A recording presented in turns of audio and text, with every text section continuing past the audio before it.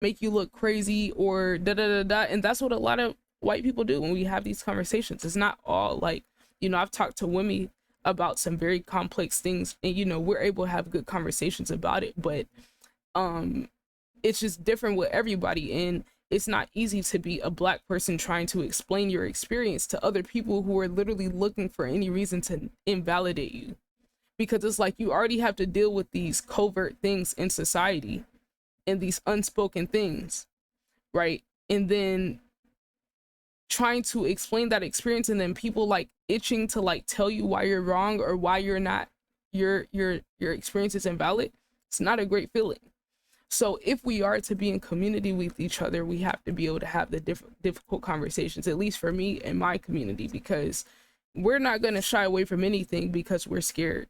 Over here, that's not how I operate. That's not how I operate. I don't stray away from difficult things. Because if we are to actually like love each other or actually care about each other, we have to be able to listen to everyone. Daniel, what's good, fam? How are you? We got a couple other things to get to before we check out the news.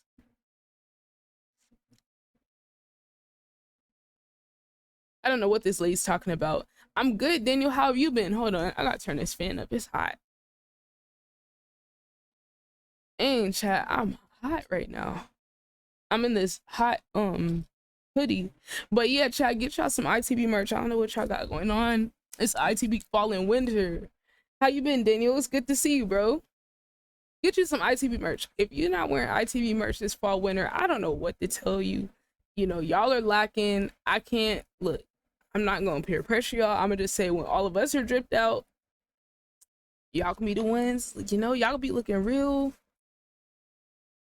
You know what they say, drip or drown. Y'all gonna be drowning, no cap. Okay, let's see what this lady's talking about. I really have no idea, but I feel like she might be saying something. She's a nurse, maybe.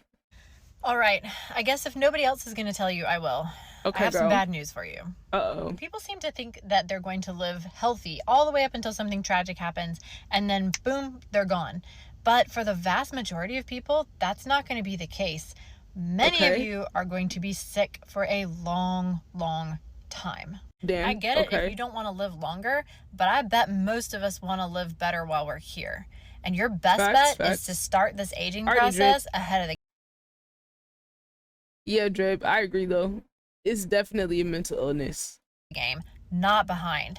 Chancellor said I don't have hard conversations to get over. I have hard conversations to learn facts. Like, we got to be able to learn from each other, Now, a lot of people are going to tell me they can't afford to live healthy. I promise you, in this country, you can't afford to live sick. If you're in your 30s and your 40s and you're not thinking about what your life's going to look like in your 60s and 70s, I hate to break it to you, but most of you are going to get there regardless of your health. You're going to get there either dragging ass and unhealthy, or you're going to get there feeling good and living life. You know what I can promise you? It's not going to be a doctor that gets you there. It's not going to be a doctor that gets you to the end of your life healthy. It's going to have to be you. The healthiest, most long-lived people are the ones that have to see us the least.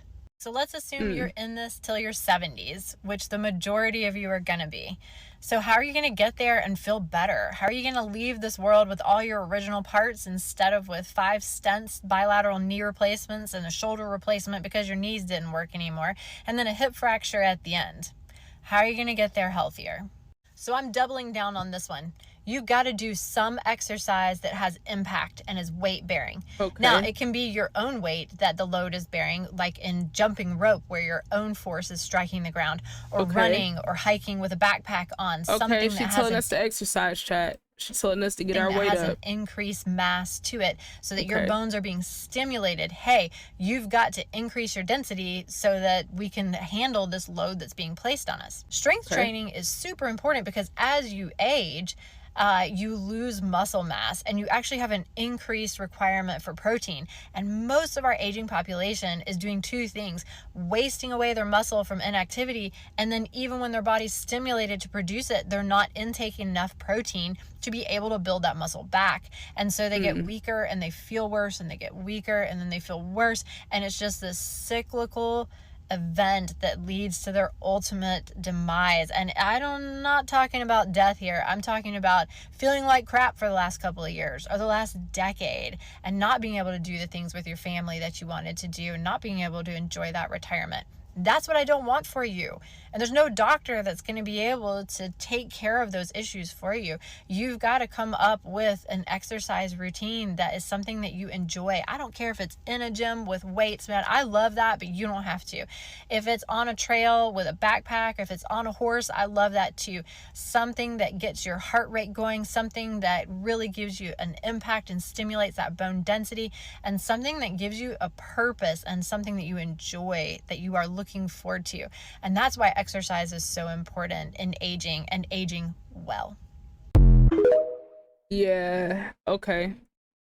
She's right. She's right. I do feel like I needed to hear that.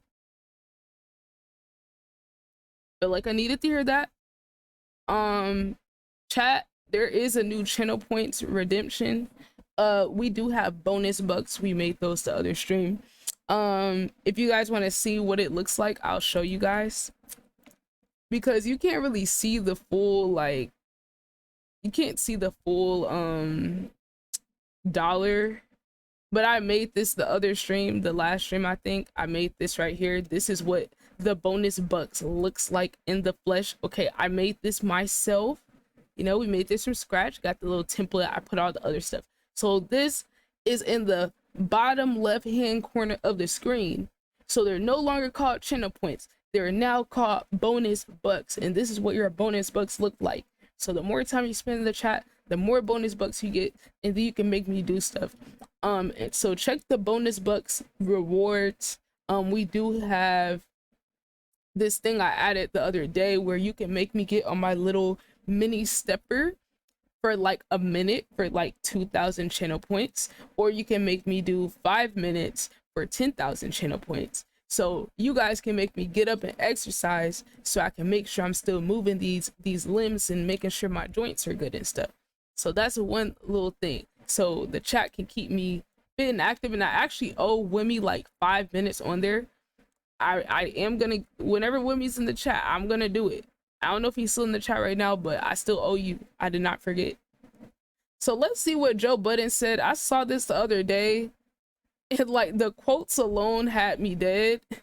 He said, "I don't give a fuck about you and Kai Cenat." Let's hear the whole thing, because I might have heard part of it. I don't remember. So let's hear what he said. So Drake released his album. We're gonna check out the J. Cole feature he had. And I'm gonna react to that a little later. But yeah, this is where we're at for now. Bestie in the building. Wimmy is that dude. He's literally awesome, bro. He's literally one of the best people I've met so far. No cap, no cap. Bestie, go. This might be my Are you back last home? rap album review. Hold on, 98% of y'all sound Let's see. uninspired. Y'all do sound low effort. There's no new, exciting, creative energy on the way. All of y'all sound like y'all trying to sound like the artist that you like a lot. Ooh. None of y'all Diddy G seem to be shade. trying to innovate. I miss the Drake that when he dropped, the rappers hit him. Not these little fucking kids. I don't give a fuck about you and Kai Cenat. That's gonna sound like hate. It is. It's not hate. It's not hate. It is. He said, I don't give a fuck about you and Kai Go Cenat. find some niggas your fucking age. Hang out with them. Get some of that sauce. Where is the verse that Yachty said is no new innovative creative stuff? Coast disagree. Facts. Like, that's the thing.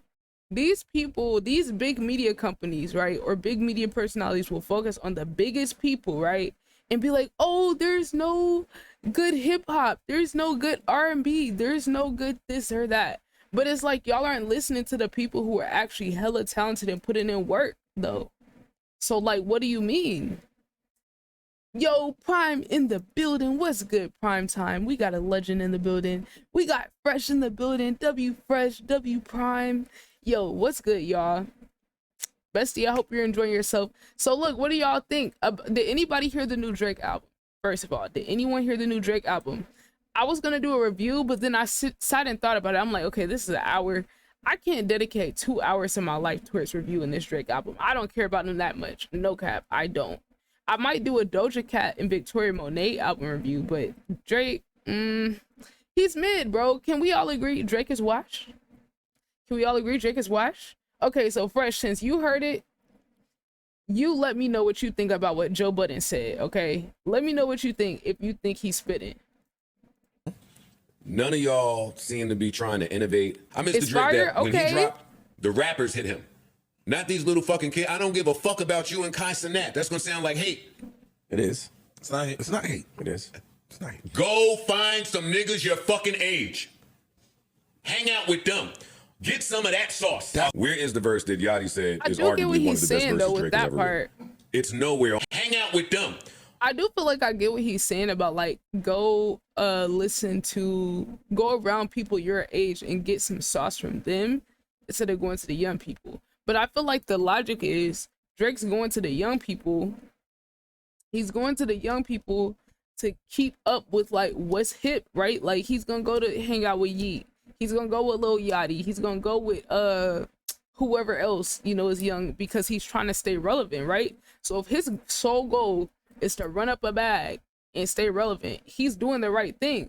So like that's the difference. Like Joe Budden is thinking about this from an artistic standpoint. Drake's looking at it from a numbers, clout, relevant standpoint, right? So those are two completely different ways of approaching it.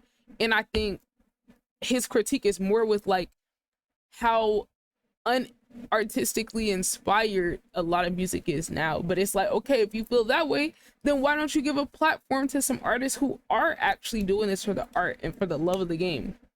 Y'all don't ever give them a platform. Y'all only talk about the same big people who are doing the same type of music. Fresh said it's fire, don't at me. Joe Budden wants to be Drake. Drake supports the youth. He does. It's a two-way street for sure because he gets the relevance and he gets a little bit of their fan base when he works with them. And then they obviously get a Drake feature. You know, it's a win-win. It's a win-win for him. Prime said, not I. Prime, I know you ain't listening to no damn Drake album. Who's your favorite artist, Prime? Your fucking age. Hang out with them. Get some of that sauce. Where is the verse that Yachty said is arguably one of the best verses Drake has ever written? It's nowhere on this project. No. His top 10, he don't even have the best verse on his project. Top 50 verses. He said he don't even have the best verse on his project? Dang. Oh, wait. They probably talking about J. Cole. We're going to listen to the J. Cole song in a sec. Are not on this project. And that's where I recognize I have to let go of Drake. I have to let go. The Drake that I love was the best hook creator, maker, loner outer of in the world. When is the last what is the last memorable hook you've heard from Drake? I haven't heard a dominant hook from Drake in a long time. I can see that.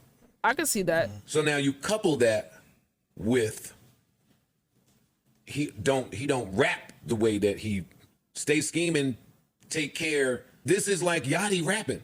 This is like he rapping for the children. And that's my yo dog. I had to look up how old this nigga was when I finished listening to the album. You are 36. Your birthday is in 20 days. I Googled that too. You only 37 years old. Get the fuck away from some of these younger niggas and stop fucking these 25-year-olds. I want to hear adult Drake rapping for adult people. No. Okay. That's my issue with him. Okay. I'm going to take what he said surface level, right? He's saying he want to hear adult Drake rapping for adult people. So what I'm getting from that, okay, he basically feels like he's reliving like his young days, or he's like in a cycle, but low key, right? That just might be his life. Like he still might be in that young mindset, and maybe he hasn't grown enough to make that type of music. Like I don't know, but I think I get what he's saying, right? Because say like J. Cole, right? Younger J. Cole, he was rapping about money, clothes, cars, hoes, type shit, right? And then he started growing up. And he started talking about more adult things or being more introspective or thinking like bigger picture, you know, and he still has his gun bars. He still got the bars about the hoes and stuff every now and then. But like he's matured through his music. And I think basically he's just saying he doesn't feel like Drake has matured with his music. But maybe that just means he hasn't matured to like make it. He can't pull it out of nowhere. Or maybe he just feels like that type of stuff isn't gonna sell as much. Like I said, he trying to chase a bag. Today, You're not gonna hear that. He rapping for the kids, the streams, the Instagram comments, the algorithm. Yeah, I'm rapping for this. No, he ain't really rapping. He ain't trying to rap for me. No, he's not. And I accept that. I don't know. I accept that. Listen, he has given me enough. I'm certainly don't want to sound like I'm sitting here complaining. If he don't make another song, I am well fed. Pause. You know what? And here's the crazy part. It's the fact that Drake like snapped on bro. I don't feel like this is a crazy I don't think this is a crazy like statement. Like it didn't seem like he was just hating just to hate. So I'm gonna read to y'all what Drake responded back. Okay. How do I zoom in on this shit? Let's open this in a new tab. I've been on Coast, Blimes, and Gap, Pete, and Boz, and Professor lately. Also, what was Drake rocking the ICP jersey for? What, in here? Or what, somewhere else? I heard Drake and Joe Budden used to be cool. Hold on, let's read this, okay, y'all. Let's on the gram. Wait, it was like recent. What's ICP? See, I gotta check out some of those people, but I have my main people that I be listening to. Okay, so this is Drake's response to Joe Budden. He said at Joe Budden, it's a clown pose. Oh, clown posse, insane clown posse. I clearly can't read. But it said, you have filled out music. You left it behind to do what you were doing in this clip, because this is what actually pays your bills. For any artist watching this, just remember you are watching a failure give their opinion on his idea of a recipe for success. A quitter give their opinion on how to achieve longevity. You switch careers because the things that pop into your brain had you broke, living check to check, and the raps you write about had 450 men showing up to your shows in dusty NC jeans to screw up their face to music 29 and pretend you are the GOAT. Please, to any artist that's doing what they feel is right, don't let these opinions affect your mindset after the fact. This guy is the poster child of frustration and surrendering. You retired and we never hung up your jersey. We don't even remember your number. We know you for doing this. You withdrew from rap, not because you accomplished all you need to. It's because it wasn't working for you. I never want anybody in the generations to think this whole everyone's entitled to their opinion is a real thing. This is a man projecting his own self-hate, and the fact I did and continue to do everything he wanted to do for himself. If you need it put in simpler terms, I own a 767. He owns a modest house in the 973 and flies first class on special occasions. Yo, why did he like come for this man's entire existence like this? This is so unnecessary, bro.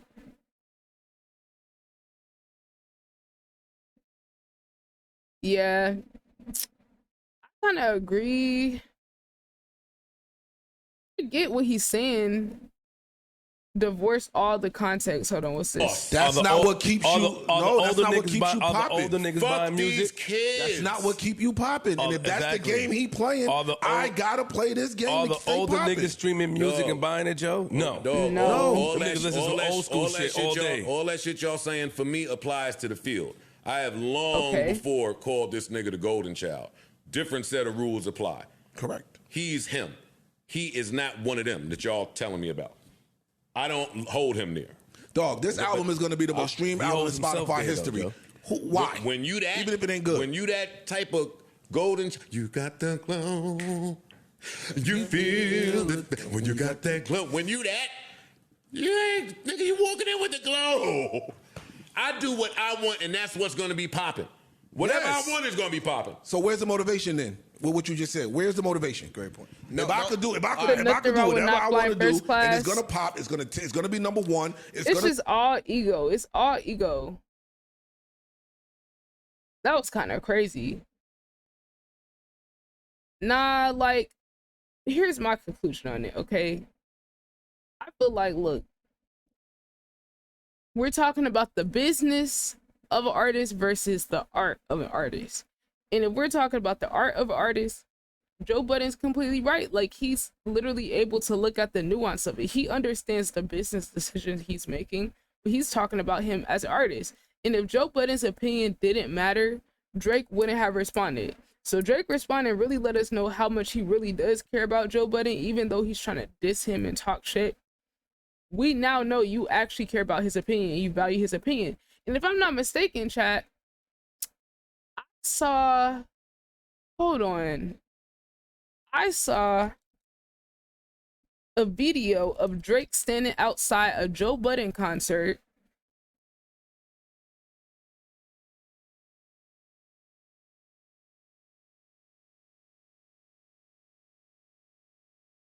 Hold on. Nah, I saw a video. Here we go. Boom. This is the real receipts right here, chat. So you see how he want to downplay what he's saying and all that. But let's check out this video of Drake being a fan of Joe Budden. Isn't it crazy how people switch up? Stop it. And then I like what this person said. They said Drake really can't say that the raps you rap had 450 men showing up to your shows in dusty NC jeans to screw up their faces to move music when you were one of those 450 men. Okay.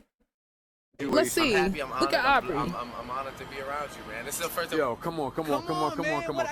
Okay, so I can't be honest on your network here.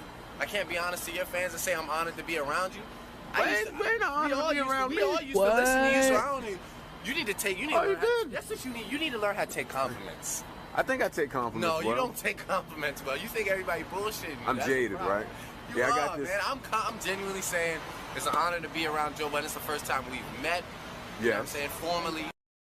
I'm happy. I'm honored. So, I'm let's see what this is. It is like, fast forward, it sounds like night and day. Yeah. You know what I mean? Like, you used to stretch out the vowels, yeah. like, let's be honest. Yeah. But, you know, moving forward, it changed. Was that stemming from that situation with Wayne? And I think that was just the times, man. It was like finding myself. Mm-hmm. You know, you can always hear a rapper finding themselves if you give them more than like 5 or 10 years. You know. Yeah. So yeah, I mean, I used to rap like Budden back in the day. What? Hold on now. See, Prime, this is where you gotta take a seat, get your pen and paper out, and you gotta learn a little hip hop history right quick. So what was that thing Drake just said? He said, I was rapping like who back in the day? Let's run that back. If you give them more than like 5 or 10 years, you know?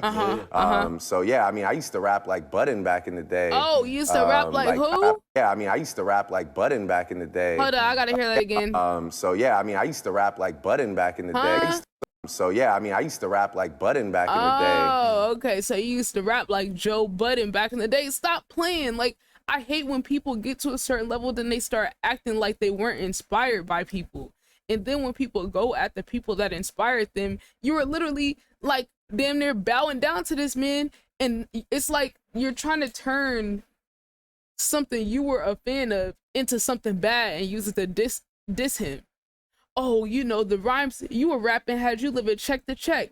Only 450 people showing up your shows in NC jeans to bump their head to Move Music, which was one of his projects. And it's like, bro, you were literally a fan. Don't, like, it's one thing to clap back at somebody, but I feel like trying to do something like that when we got receipts out here of you being a fanboy is crazy. And yes, the average person outside of hip hop culture is not going to know who Joe Budden is. And a lot of people even in hip hop culture don't know who Joe Budden is, but that's because he's like an OG. And the culture has progressed very quickly since the early 2000s, right? But the thing is, I think that goes to show, even though a lot of other people don't know who Joe Budden is, Drake does. And the criticisms from us don't mean as much to him, which is why he hasn't responded to any of the regular people, right? He only responded to one person because he really does care about his opinion. And Joe Budden has a history of being like a huge Drake fan.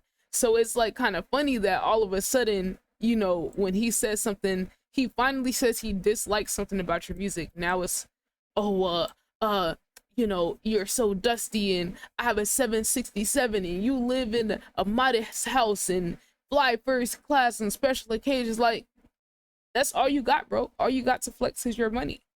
Because, you know, at the end of the day, real hip-hop heads still got a degree of respect for Joe Budden and what he says. And that's the only reason he could build a platform to this extent, because he has some type of authority as a former rapper and person that's very respected within the circles of like the OGs. So it's crazy how people be switching up. It's crazy. Chancellor said Drake gonna fuck around and Budden gonna go full story of Adidon on him. I was hoping he would, honestly, just so we could hear Joe Budden rap again. But you know what's gonna be good? When we get Joe Budden's response on this podcast, the next pod episode when he responds, oh, I can't wait. I don't even watch Joe Budden's podcast, but I'm definitely gonna be there because I gotta see what he says. And he better not be on the respectful stuff like, oh, I'm gonna take the high road. Don't want to hear that, bro.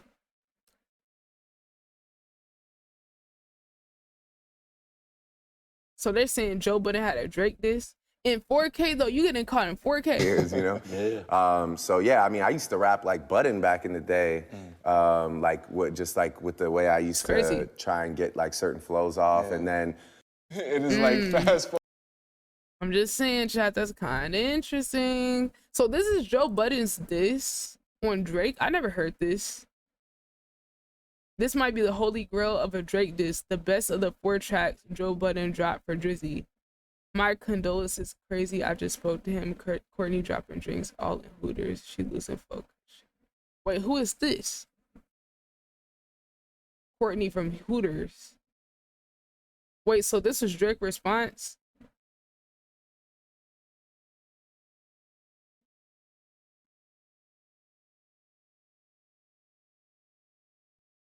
So this is a thread on their diss history. Oh my God, I can't go through all this.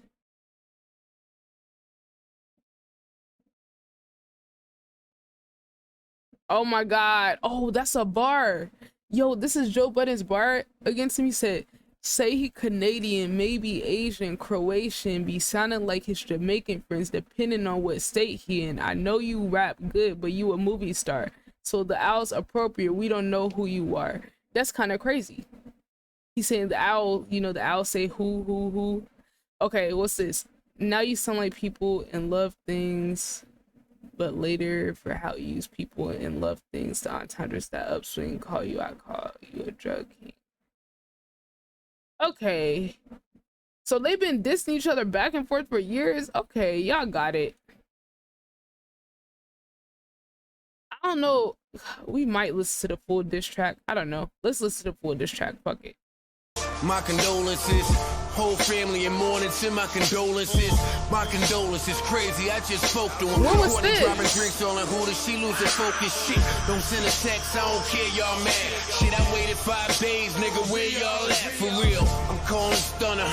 Cause all summer 16 ain't heard a hot 16 by all summer. You know, I can really hear the influence on Drake. I really can. Awareness is high. Say attention, I'm seeking. Since I'm reaching, it's offensive. They're convinced I'm a demon. Such a thin disagreement. Some are kin for a reason. Killing you is expected of me. I don't win an achievement. Somebody pinch me, I'm dreaming. Take this man. Nah, I need him to release a diss track. I need him to release a new diss track. So when did he drop this diss track on Drake? Since I know the nigga, I know I'm trying to figure out what happened. I'm saying I heard it straight from the Bama's mouth. He won't pull a hammer out. Wasn't you at whole show scared to pull a camera out? I'm seeing habits switch, magic tricks. You froggy behind the apple fix. The passiveness in your manner, I might react to it. Automatic shit, ratchet kids at your crib. They can't even spell Calabasas, bitch. So I take all the guns, load half the clips. I just noticed you run, we mentioned half the clips. I say that for another time, I get back to it. I'm kinda shocked to look at what we've advanced to. Knew it get you dismantled. Knew the issues I ran through, sick of the scandal. Or maybe I just misunderstand you. I kept it a buck, thought that was shit you could handle. You said you wondered if anything you was doing was brand new, right?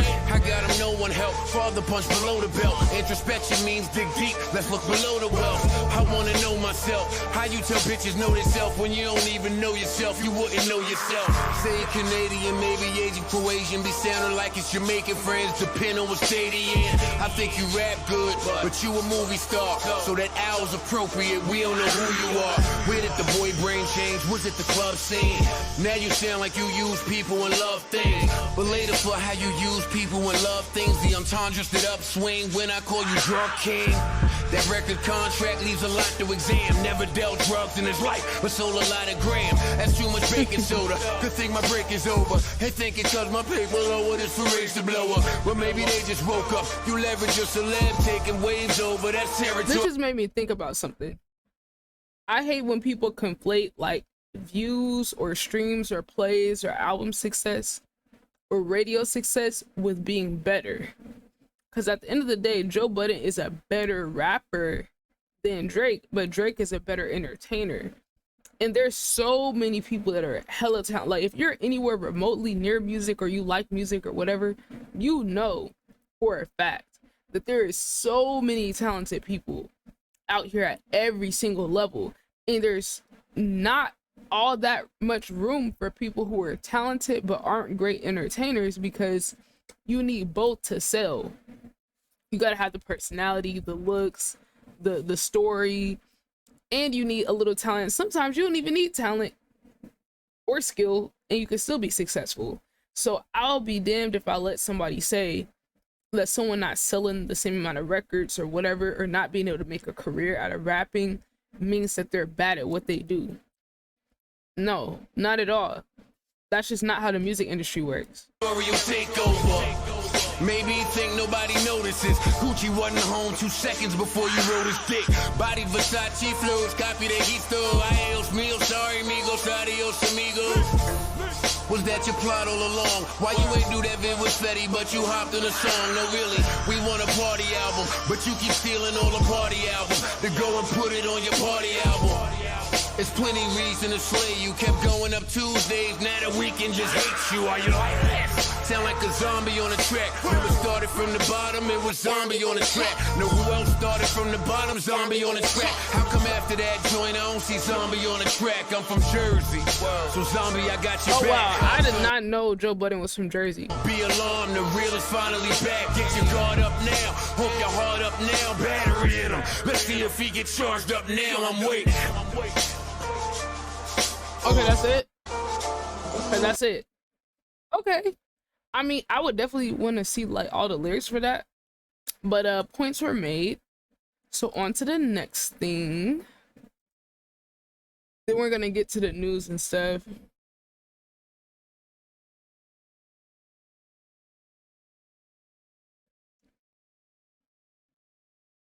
Drake not writing no paragraph to Joe Budden if that criticism didn't hit home. Right. Right. You're not responding to somebody you think is a bum. Like, you're just not. Girl, is that Sexy Red? Okay, let's see what else we got. Yo, I saw this earlier this week. Somebody was recording a parent while their child was like after baseball practice.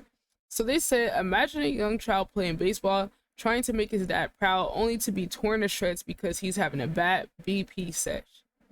This is sad and a perfect example of terrible parenting. This is the exact opposite of what to do if you want to see your son excel in baseball. Yeah, let's look at this right quick. They said this video's for the dad. This is what you look like. Just like that. That's out. Right down the middle. Right down the middle. Where's the little kid at? You don't do your lunges. You don't do your exercise. You don't hit off the tee. Dang. He's so aggressive. I've told you too many times, this is what you need to do. You don't do it here. It's like, really, like, some people really think this is good parenting. They care about their kids doing this. And this is what I imagine a bunch of athletes are like with their kids. Like people who are pro, semi-pro, whatever level. Like, I feel like they taught their kids like this, and that's why their kids don't be successful. Like, this kid cannot be that big. You should hit everything your way. You've seen 100,000 pitches in your life. You're missing balls. He's so angry. I hope he's embarrassed when this video starts circulating, really. Kids deserve better than this, bro. That's how you ruin their experience with a damn sport right here. Pick him up. Let's go. Get the fuck out of here. Again. for the 12th fucking time this summer. Wow. We'll end early because you can't hit. Wow. He's so, like... You don't do any of the work. It's never that serious to be acting like this towards your kids. What's good, Recon? How you doing, fam? Yeah. People like this don't deserve kids. Like, you know what's crazy? Some people are gonna be like, oh, don't mind other people's business with their kids, leave them alone, da da da da. I don't believe in any of that.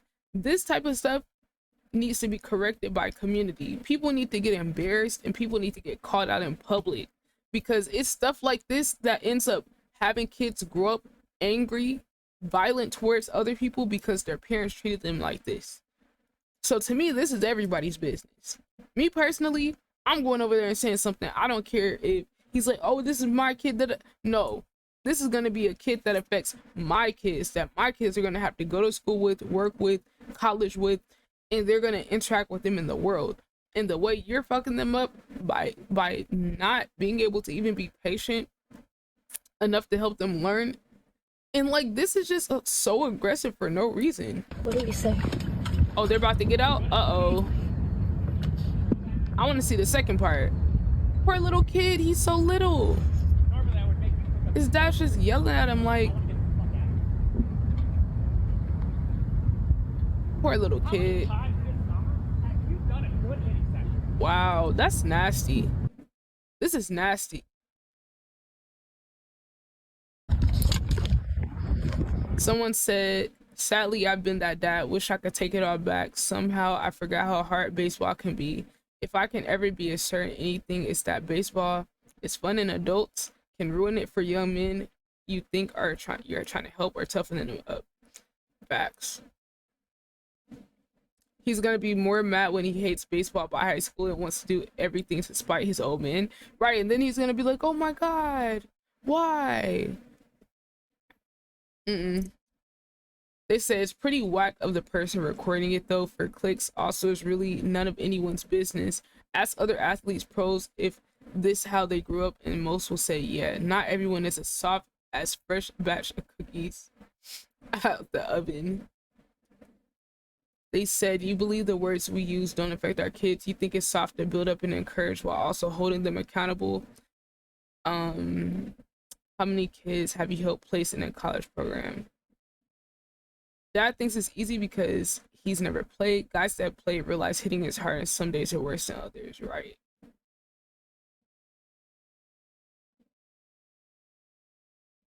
Yeah. It said, every star player on every travel team I have seen has a dad that is far louder and worse than this. This is normal guy talk. Moms hate it, and that is why moms are moms, not dads. The kids that aren't competitive and just want to have fun will never be held to these expectations. So y'all think the only way that you can train your kid to be good at a sport is by being verbally abusive? If that's the case, y'all are horrible. Because I don't think you have to be verbally abusive to your kid to push them. All you have to do is push them.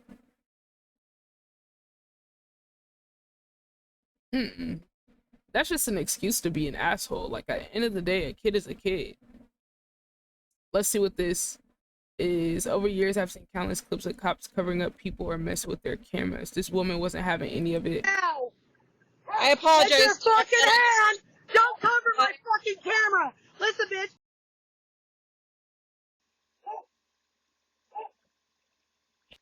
You're gonna need to get your fucking hand off my fucking camera right now!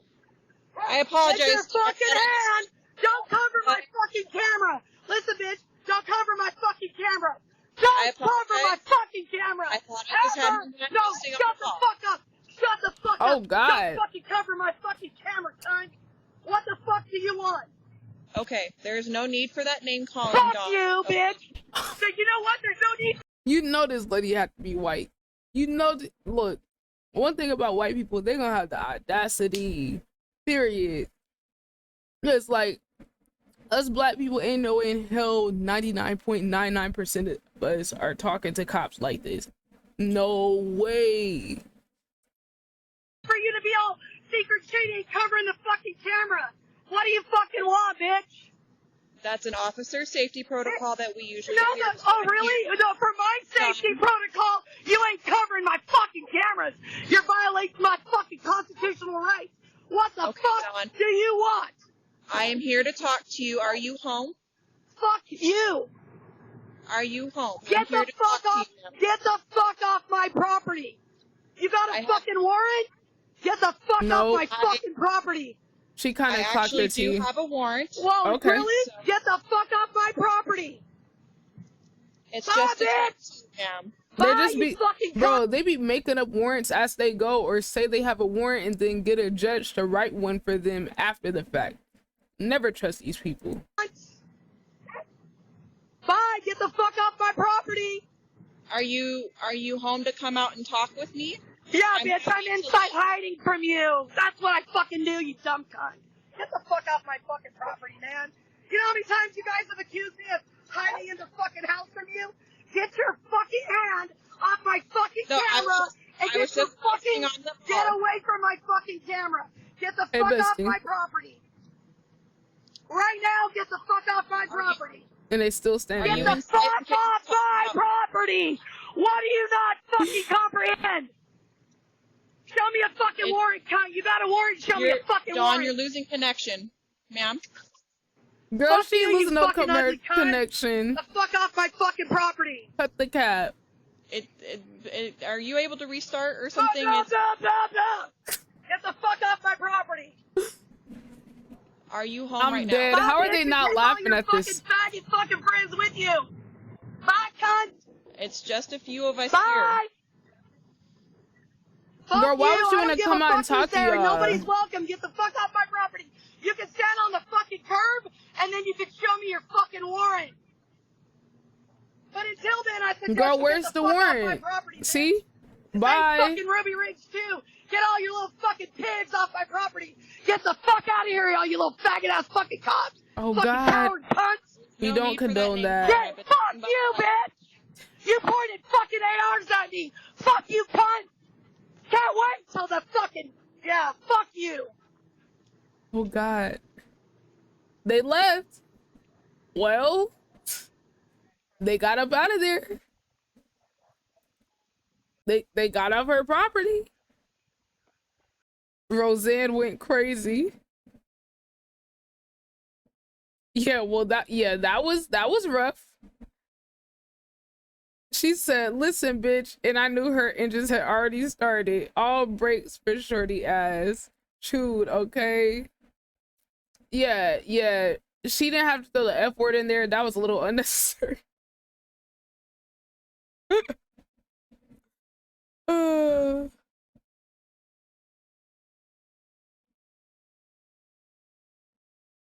They said when she asked for a warrant and hit her with the "whoa, really? Get the fuck off my property." The way she lied and said they had a warrant, right? Yeah, Prime, that was crazy. Nah, she said not today. Okay, let's see what this is. Okay, we're gonna get into some of this. Bulldozer operated by Gaza resistance tearing down the Israeli occupation fence erected on the border, literally breaking apart the Israel-created mass prison. Yeah, we're gonna learn a little bit more about this here in a second. I just want to get through all the tweets. We're almost done. Oh my God, these two ladies are hilarious, y'all. They have like a podcast where they just complain about shit. So let's see what they're complaining about now. They say, "Your toddler is just not that interesting." Let's see. I have had it with people that think that their children are just so fucking smart, when at the end of the day, if you're talking about a 2 to 3 year old, they're really not smart. As a collective group, toddlers are not only assholes, but they're stupid. I get so tired of people bragging about when their child sits up and walks. I mean, these are normal milestones. Every human does it. It's not that special. It is not breaking news. It is not interesting. All humans do it. And collectively, toddlers just are not very smart. And they're not supposed to be. Bro, how are the toddlers catching strays right now? So saying they're smart is not helpful. They're not interesting either. And normally the parents are less interesting than the child. I'm dead. That's exactly right. I have had it with they're people funny. That thing. They're funny. I've watched a few of their clips, bro. This person said, toddlers as a collective are a group willing to end it all every single day. I've never seen a group so committed to danger.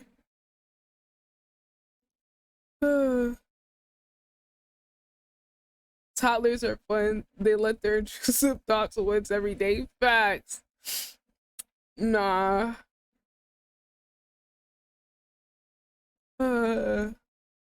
Okay. Fake delivery man forces himself in a woman's house. What the hell? What the? Oh, this is so scary. Oh my God. The dogs. Dogs, you're supposed to attack this nigga. This is so scary. This is why I be scared to open the door, chat. This is why this is why I do not, when a doorbell rings, I'm not going. This is not her fault, but I'm just saying, I always wait, what did he do to her at the end? Oh, he stole something from her? Nah, that's crazy. Okay, here's the thing from Joe Rogan. Let's hear the clip, because I saw the quote, but I want to hear the clip. I'm sure the clip isn't any better. Okay.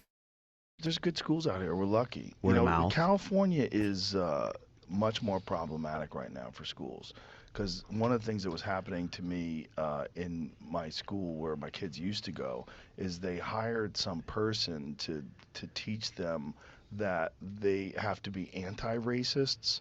It's not good enough to not be racist. And I was like, what the fuck? I'm like, my kids aren't racist at all. Like, what are you doing? Like, why are you putting that in their head that they have to be anti-racist and call out racism? And like, they were trying to make kids activists. I'm like, hey, you don't have to be an activist to be anti-racist.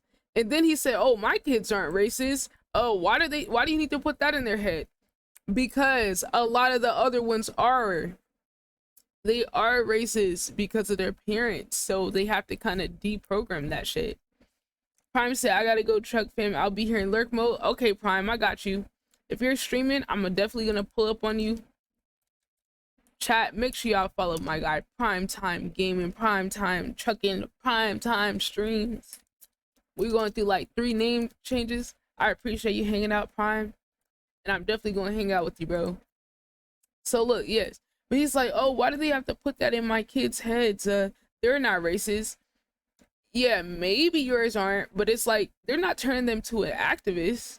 The fuck? I'm like, my kids aren't racist. I got you, Prime. I gotta charge my other phone. What are you doing? Like, why are you putting that in their head that they have to be anti-racist and call out racism? And like, they're trying to make kids activists. Yeah. Like, hey, they're fine. Do you not want your kids? Do you not want your kids to call out racism? At what age do people think that people become racist? When do y'all think this happens? Do y'all think they just become full-grown adults and then boom, racist? Are you fucking dumb?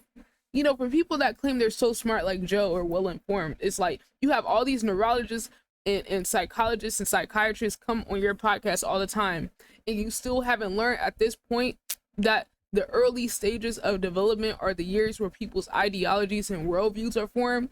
So yes, they need to actually teach kids in school how to not just not be racist, but how to be anti-racist and show that that is not acceptable to accept that from anyone. Yes, that's what it takes. It takes accountability, and it takes people learning from a young age, because they get taught these racist things from a young age, since he's so confused on like how this works. Crazy, you know, like they don't even care. They want friends. They don't give a fuck what their friends look like. They're trying to have a good time. They're 5. And that's problematic. That's problematic. If you're like, here's the thing. I like this one example someone used. What's up, Ziv? I like this one example somebody used. They said, they were like, okay, if us as Black people have to have conversations with our kids about what racism is, how to protect yourself from the police, how to interact in public, if we have to teach our kids that at a young age, then, you know, the other kids need to be taught what these concepts are too. Do we want to sit here and teach our kids, you know, hey, if a police pulls you over or stops you, don't do anything, don't move, don't reach for anything, don't put your phone in your pocket, don't do anything, freeze, because he might take it that you have a weapon on you and use that as an excuse to shoot you because he's Black and threatened by your Blackness. right? Kids want to be free and just live and not think about race and colors, but it's a privilege to not look at things as race and colors. You know why? Because we don't want race and things like this to be a thing, but it is.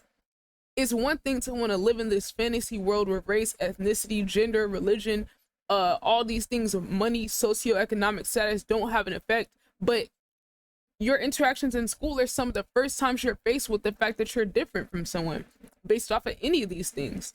So school is the perfect place because we can't expect parents to teach their kids how to not be racist or how to stand against racism because they're getting taught it from their parents.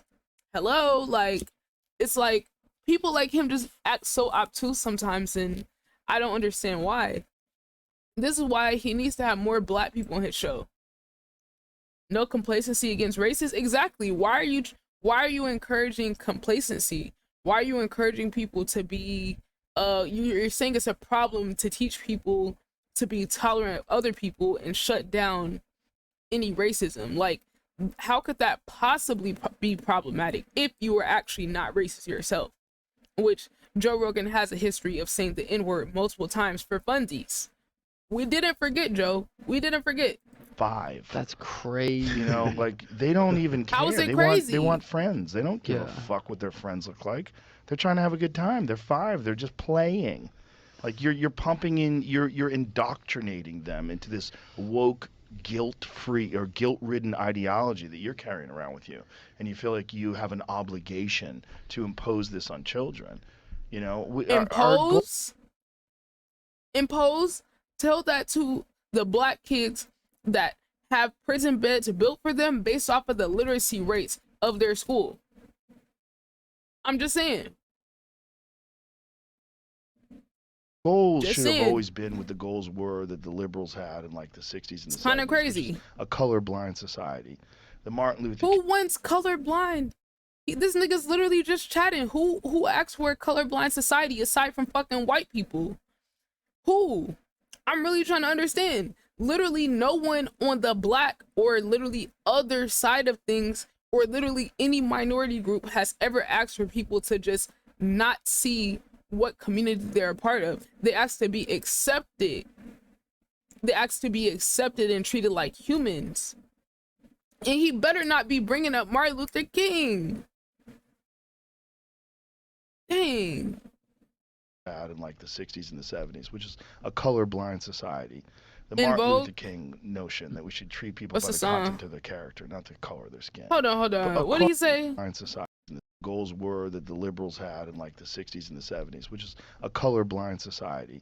The Martin Luther King notion that we should treat people by the content of their character, not the color of their skin. But across the board, he said the Martin Luther King notion that we should treat people by the content of their character. Okay, y'all love. I'm saying that at the end of the day, Martin Luther King, y'all be taking what Martin Luther King said completely out of context over and over again. And I think this is why his daughter responded to this video. And the problem is there's inequities in communities. There's inequities in how people grow up and where they come from. And some people are in places that have no hope. And none of that gets addressed. None of that gets fixed. None of that gets worked on. Instead, you just try to make kids feel guilty. How is that making kids feel guilty for raising their awareness? It just, I didn't like the woke shit. I didn't like that they were, you know, trying to ask kids their pronouns. There's good schools out Okay, here we go. Now he's talking about the damn pronouns. Okay, this is what Martin Luther King's daughter said. Sharing again that my father was not advocating for a colorblind society. Please stop taking one line from one speech in which he talked about police brutality and reparations to make it seem as though his dream was void of work, like teaching history and eradicating racism. Thank you. Thank you. Thank you. Thank you. When you study my father with a desire to create the beloved community, you'll discover that he wanted us to see each other fully and treat each other justly. To do that, we have to eradicate what he called the triple evils of racism, militarism, and poverty. Let's do that. He said, maybe I'm wrong. Maybe the song, it's cynic language. Okay, so for your mind, I do know that song, but all I'm gonna say is music does not represent what needs to happen in order for us to coexist as different people. Like, that's one group of people that was saying something about that. I don't give a fuck about what In Vogue is saying, respectfully. Respectfully, In Vogue does not speak for the totality of Black people.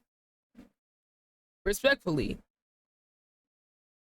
I don't give a fuck about In Vogue. There's a lot of... You said nobody asks? But I'm saying that's not... Okay, you're talking about people having a song where they're expressing how they feel. That is two individuals. But I'm saying, when did we as a collective of Black people, because he was referencing Martin Luther King. And when Martin Luther King said he wants his kids to be judged by the content of their character rather than the color of their skin. And he's using that to justify saying that, oh, we need a colorblind society. That's not what Martin Luther King Jr. was saying.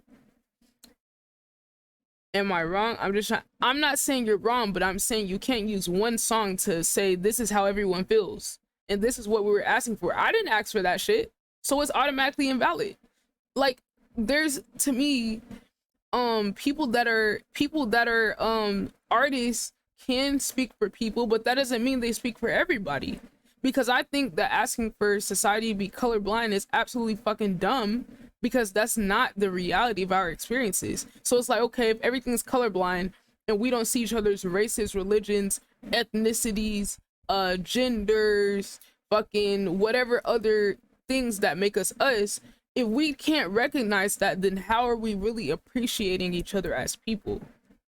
So I think in a ideal world, things being colorblind it seems like it makes sense, but I think it actually ends up like hurting people more, because you can't see their individuality. You can't see like what makes them them, right? And it's easier. This is why I say the colorblind thing comes from more the white perspective rather than like the Black and minority perspective. What Black and minority people have mostly asked for is to be treated like respect as they are, not for them to have no color. We have asked to be respected and treated like humans in society, not to be no color. But for white people, it's easier to be like, oh, well, I don't see color. That's one thing we hear a lot of times. I don't see color. I don't care if you're Black, brown, blue, purple, pink, whatever, yellow. Like, white people have actually said that, like, to us, like, whether it be at a job, in school, you know, people we meet. And like, that's just, it defeats the purpose. You know what I'm saying? Like, that's not what we need to exist with each other. That only makes it easier for you to not see what makes my experience different from yours based on my skin, right? Because there'll be people like, oh, we're one race, the human race. Like, technically you're right, but like, historically people have turned it into something else that now separates us based on all these different things. You know what I'm saying? Like, technically we are the human race, but we all have very different experiences. So if we can't, like, you know what I'm saying? Like, some people are like, oh, well, you're not Black to me. You're just my friend. You're just, okay, well, you're not seeing my humanity in my Blackness at that point. That means you won't even be willing to acknowledge like any of my experience as a Black person, because you just see me as just a human, which I'm not. I am just a human, but I'm also other things, or the way my life goes, or the things I have to deal with or I see in my life are different based off of this skin that I have. And it applies for religions, it applies for, like, you know, your ethnicity, where you're from, all that, right? So that's all I'm saying about it, you know. Bestie said, currently babysitting it. Thank you so much, Rippers and Dabs. I hope you're having a great day, fam. Bestie said, I feel like white kids should feel guilty anyway. I mean, and here's you know what that kind of reminds me of, Bestie? I don't know if I would say like I want them to feel guilty, but I would say another word I would replace it with. I feel like they should feel shame. And hear me out here. I'm not saying we need to make white kids feel bad. We watched a video the other week from Dr. K, who is a psychiatrist. And he was giving a take that I was a little on the fence about, you know, I didn't know how I was gonna feel about it. And he had a video called like basically saying we need to bring shame back. We need to use shame in the right way, because shame is a feeling that is evolutionary. It's a part of our development as humans. We felt shame way back in the day when we were in caves and hunting animals and all this type of stuff, right? We felt shame when there was something that made us different than our community, and that shame is what pushes us to change and become better, right? So he's saying that in the current world, we kind of feel like shame is this thing where like we need to get rid of it, and no shame, you know, let's get away from shame. People need to feel good about themselves, right? But like he gave an example, like, okay, you go to the beach and you don't feel comfortable wearing your bathing suit or your swimming trunks with no shirt as a guy, because you feel like you're too scared because you're uncomfortable with your body. So what he says is like the way your brain uses shame to fuel you, that shame is what pushes you to want to work out, or pushes you to like, you know, want to work out more, or eat better, or like get better sleep. You know what I'm saying? And like that's just kind of one of the examples of how that could affect you, right? Or say like you go and meet somebody new, or you talk to a lady, right? You're a guy trying to talk to a girl and you completely mess up, and you say the wrong thing and all that, and now she don't want to talk to you. You know, in society now, you will be encouraged to like go away and avoid that type of situation over and over again. But the shame can fuel you to like become better and be like, okay, what do I need to do to like have a conversation with this lady again and try again, or try to talk to another woman. The shame is what's going to drive you towards figuring it out. So I said that to say, I kind of agree with what you're saying, bestie. And I would replace the guilt with the shame, that we need to make sure that white kids feel shameful about racism when they see it, so that can drive them to get rid of it when they see it, or call it out when they see it. Because if they could understand the history of it and how it affects other people, I think that shame could end up making them have the right feelings about it, right? Like if we root it to shame, like no, they're not guilty because they didn't do it, you know what I'm saying? But the shame is gonna push them towards being like, you know what, this is shameful, we don't need this anymore. I don't want my black friend getting treated like this or this. I'm not about to let old Johnny call my black friend the N-word. I'm gonna call Johnny out because you're shameful about it existing. I feel like that's a little more productive. It can kind of operate in a different way than like, let's make them feel bad. It's like, no, let's show them why this is bad so they can have a sense of empathy towards the other people that they're then going to be protecting. Because if you don't understand someone's experience, why are you going to stand up for them? Why are you going to call it out if you won't even let your kids learn that shit? And that's exactly why, you know, racist people teach their kids only their perspective. They don't let them see any other perspective. They just try to put everything in their brain and tell them, this is how this is, this is how this is, these people are like this, these people are like that. And there's no other perspective, because then they might actually feel a little empathy and feel shameful and then start calling out people around them. Yeah, Ziv, I appreciate your perspective. You know, it's interesting, like the entertainment and music is tricky, because when you're in music and entertainment, in order for your song to get big, you have to have a certain type of message, right? And it's usually going to be the more acceptable version of that, right? Most of the time. Bestie said, yes, because guilt can just make you want to get rid of it, but shame can motivate you. Yeah. But I'm just saying, like, I think you had the right sentiment, though. Like, I agree with, like, the sentiment of what you were saying. Okay, here's the video you told me about. We're almost to the news, guys. We got 2 more stories, and then we're gonna get to the news about Israel, Palestine, and kind of catch up with that, and then we're gonna watch some more fun stuff and everything. But you got to get to the real news stories first. So this is a video Bestie told me to check out. Hold on.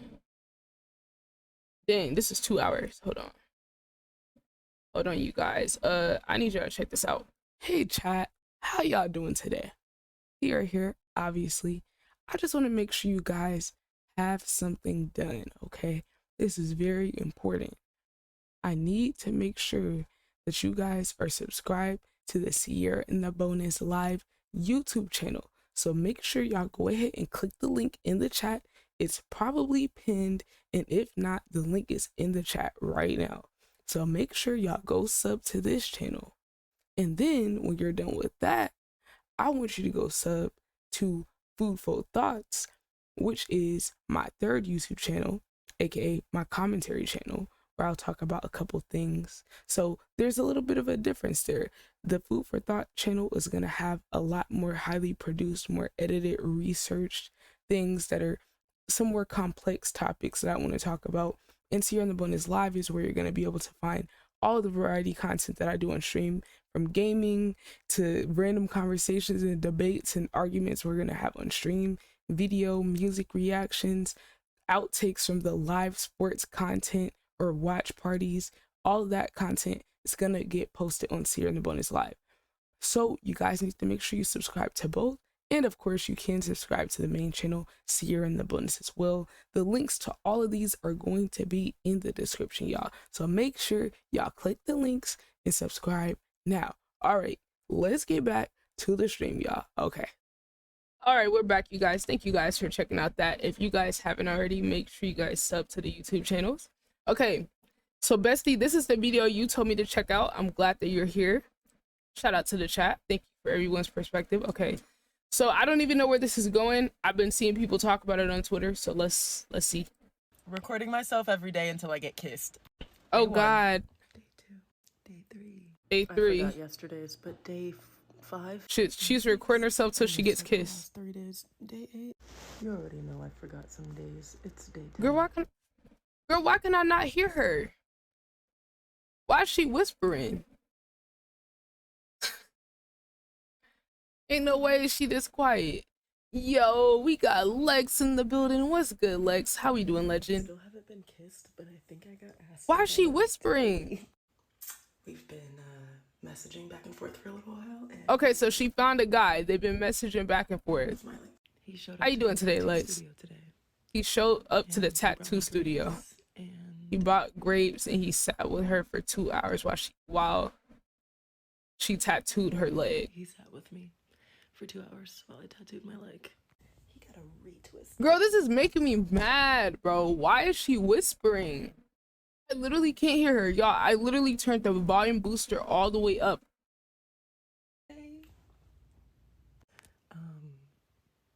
I got kissed. Can confirm it was not a date that he asked me on initially. However, I did tell him yesterday that I liked him, and he did say he feels the same way. So yesterday, girl, you kissed him, and then the next day you told him you liked him, girl. Okay. Lex said, "I'm doing good. How are you?" I'm good, Lex. I am fantabulous. We're going through all the tweets I've been saving for the past couple weeks, and girl, this one, I don't know what's going on. Seed. What's goody, Seed? How you doing, bro? How you been? How's your weekend? Me and I said thank you, and he laughed.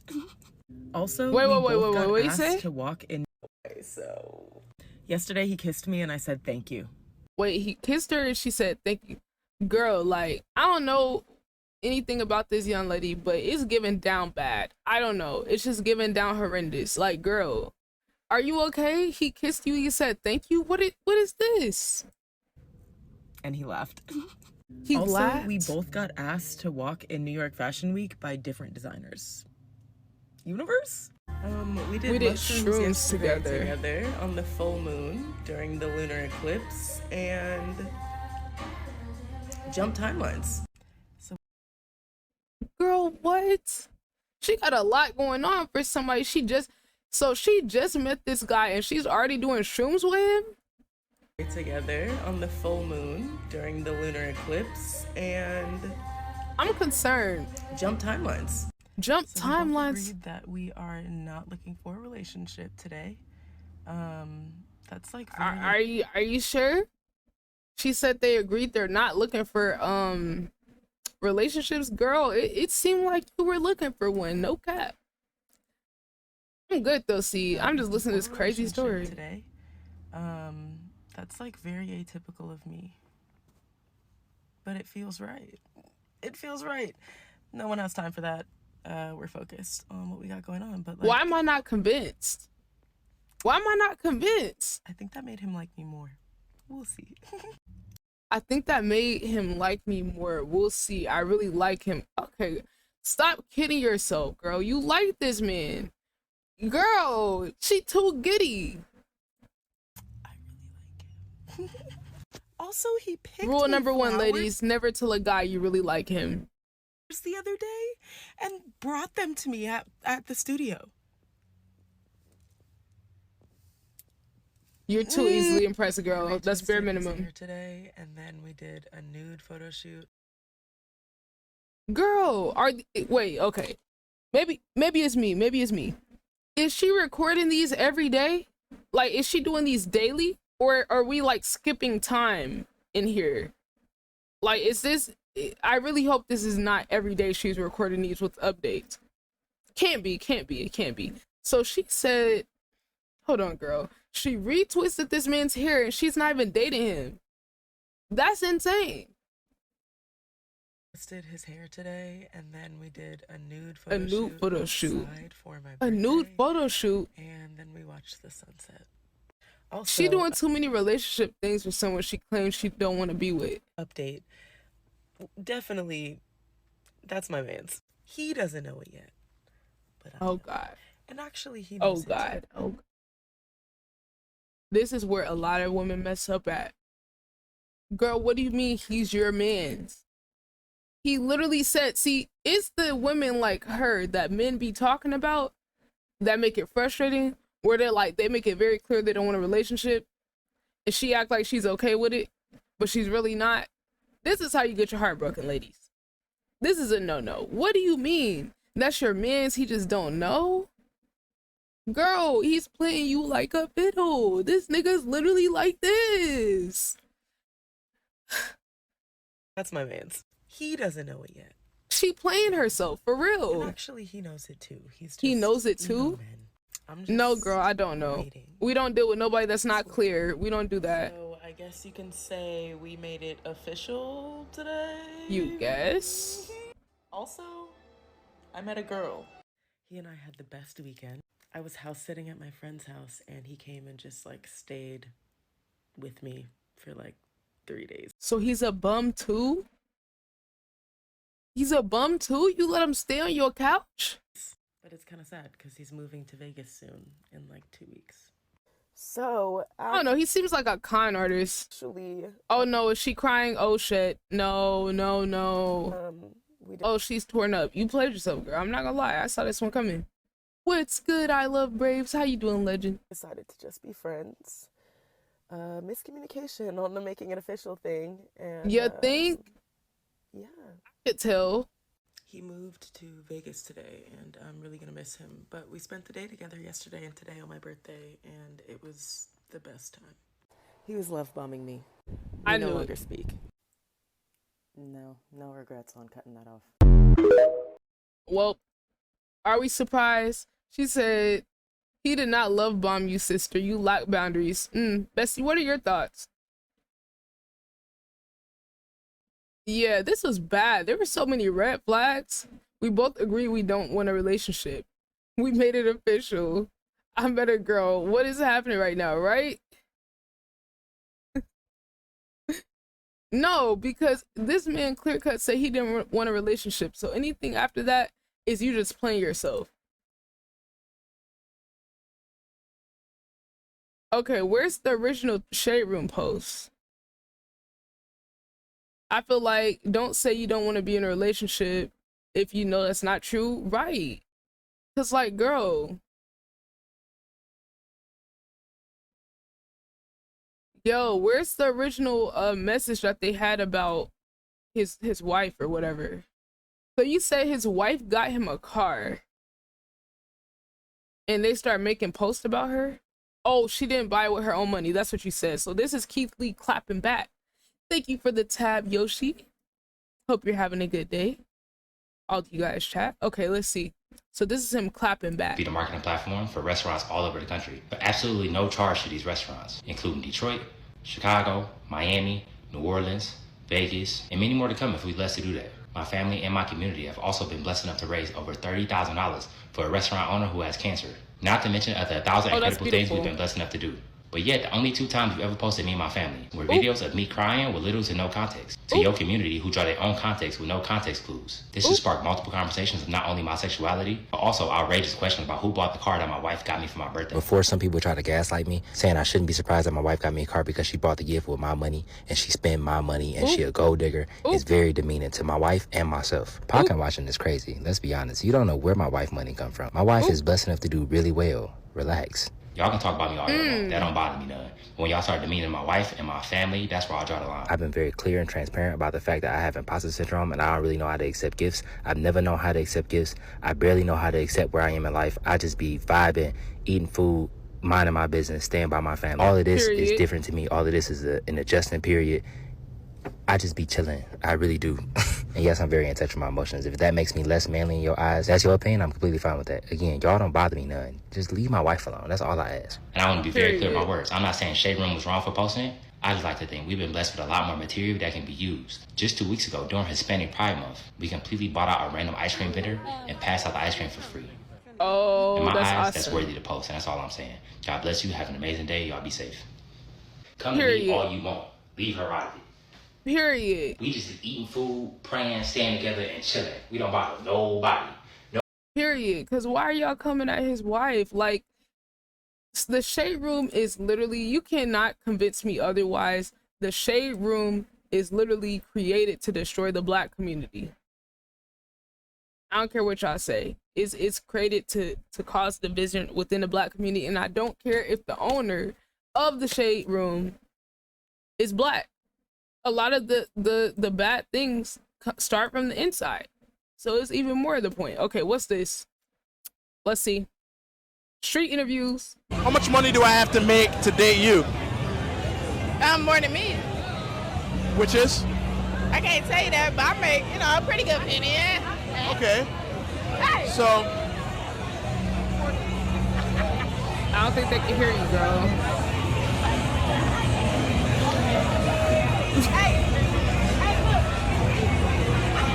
We can't hear you, girl.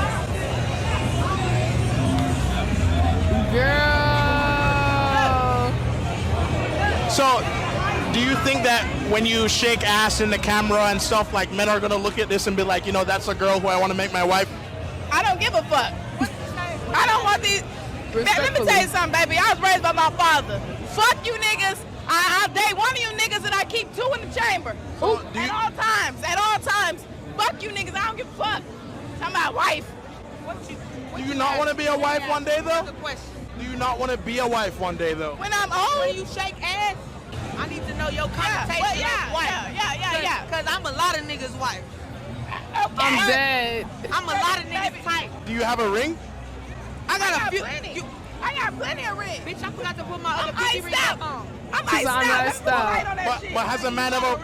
Let's put the ice on that shit, yeah. Period. You better have your own ring. Period.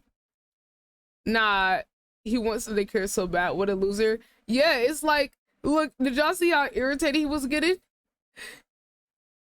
Some people just can't understand. You cannot force people to look at stuff the way you want them to.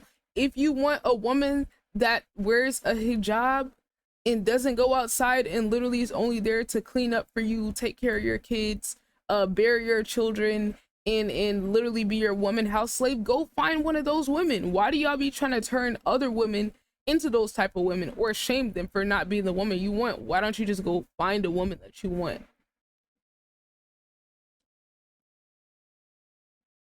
She said, I got a ring. Let me put the light on it right quick. What's this? Yo, they said this is the MAGA We Are the World. Stop it.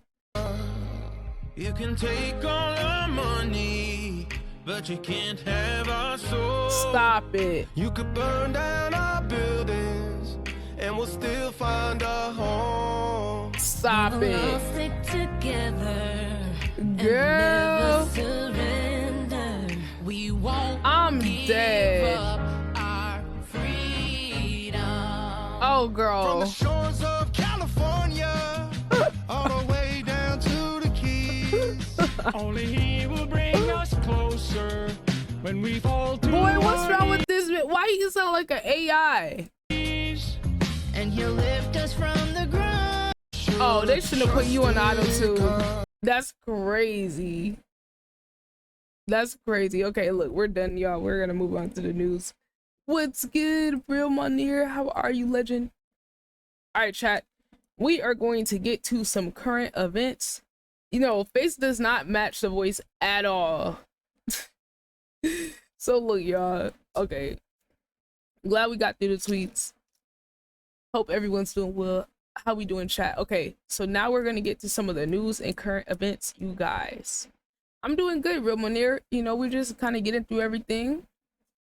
So look, you guys, we have to catch up on what is going on with Israel and Palestine. That is probably the biggest news story in the world right now. So we are going to make sure that we are informed and we know what the hell is going on over there, because I know a lot of people are like, what's going on? So I found a bunch of videos that are not from the big news companies that twist stories and have a narrative and all that. So I found the most neutral sources that I could that tells both sides and is a little bit more objective. So I am going to get to this. So we are going to check this out, how Israel was created in context. Wait, you're streaming right now, Real Monir? W streamed yesterday, by the way. I'm glad I got to catch you. Stream's been good, bro. You know, been trying to find a balance between the streams and the content. We have a TikTok coming out tomorrow too. In Palestine, 90% of the Okay, let's see. Let's try to get some context on what's going on in the world right now. So we're gonna start off with how Israel was created first, and then we're gonna get to the more world events, because there is a war currently going on in Israel, and it's relevant to all of us because our government is getting involved as usual. On November 2nd, 1917, Britain's Foreign Secretary Arthur Balfour wrote a letter that would set off a conflict still being fought more than 100 years later. His Majesty's government view with favour the establishment in Palestine of a national home for the Jewish people, and will use their best endeavours to facilitate the achievement of this object. When Balfour wrote of his government's intent to create a Jewish homeland in Palestine, 90% of the people living there were not Jewish. Just 31 years later, most of them were gone.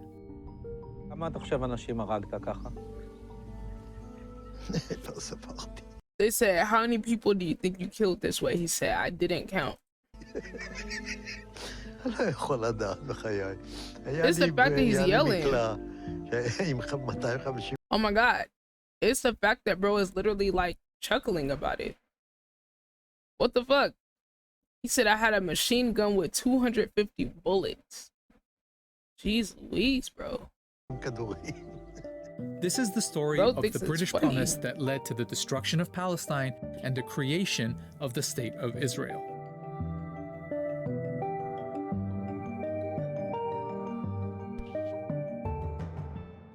I appreciate you, Real Monir. Thank you. Let's start with the obvious question. Why were the British making promises about other people's countries? The short answer, empire is one hell of a drug. This was World War I, and the British were making lots of promises. In addition to promising a Jewish homeland in Palestine, they promised Arab leaders independence if they rose up against Britain's enemy, the Ottoman Empire. The Arabs did. Hollywood even made a movie about it. Arabia's for the Arabs now. That's what I've told them anyway. That's what they think. That's why they're fighting. Oh, surely.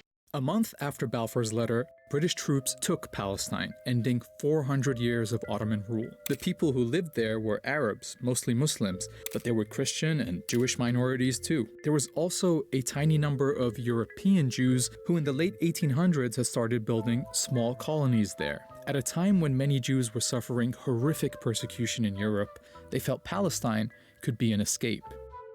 The idea of building up a Jewish presence in Palestine became known as Zionism, but it stayed a fringe movement among European Jews.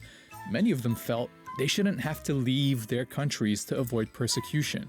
But Zionism as a political movement took a big step forward with an Austrian man called Theodor Herzl. And this guy is a very important name in this story. In 1896, he published Der Judenstaat, or in English, The Jewish State. In it, he said the only way for Jews to avoid Europe's anti-Semitism was not just to leave, but to have their own country. And Herzl didn't just write. The next year, he organized a conference in Basel, Switzerland, the first Zionist Congress. The attendees agreed on a program which sought, among other things, to establish a Jewish homeland in Palestine and promote Jewish settlement in Palestine. From here on out, the Zionist movement became very active, setting up funds to promote Jewish immigration to Palestine, companies to buy land there, and recruiting representatives to advocate for their cause with different governments. A few days after the conference, what have I been Herzl up to? wrote this. Chilling. I do the same thing over and over again. Working on content, editing, coming up with new ideas, going to people's streams. That's pretty much it. Same old, same old. At Basel, I founded the Jewish state. In 5 years, perhaps, and certainly in 50 years, everyone will perceive it. He was only off by 1 year. Okay, so that is a lot of history. Thank you, Ramon. I appreciate your support, because the bro, Zionist movement is a You're critical rolling. part of the story going forward. Especially after it found a friend in the British government, where a lot of high-ranking officials Right now, we're doing a supported little history lesson. Zionism, sometimes for unexpected reasons. Prime Minister Lloyd George, for example, was a Christian zealot who believed gathering the Jewish people in Palestine would bring Jesus Christ back to earth. Others, like Balfour, believed that getting There the we Jewish go. There we go. Bestie. That was the Christian perspective I was telling you about in this whole thing. About why, according to like Christianity, some people feel like they have to support Jewish people, which I think has been part of the stance of the US government. That's just the main like surface level argument they use. But he just mentioned, I'm gonna go back. George, for example, was a Christian zealot who believed gathering the Jewish people in Palestine would bring Jesus Christ back to earth. Okay, that part he said, gathering Jewish people in Palestine would bring Jesus Christ back to earth. So that's like a lot of the Christian position on supporting Israel in the way that they want to do things. So they feel like it's right by God to do that, or you have to in order to get the good things that are supposed to come down the line for judgment and things like that. Very interesting perspective. Who believed gathering the Jewish people in Palestine would bring Jesus Christ back to earth. Others, like Balfour, believed that getting the Jewish people out of Europe and into their own country would be a good thing. Herzl was pretty visionary when he wrote that the anti-Semitic nations will become our allies. Meanwhile, the Zionists assured Britain that their future country would be a reliable ally.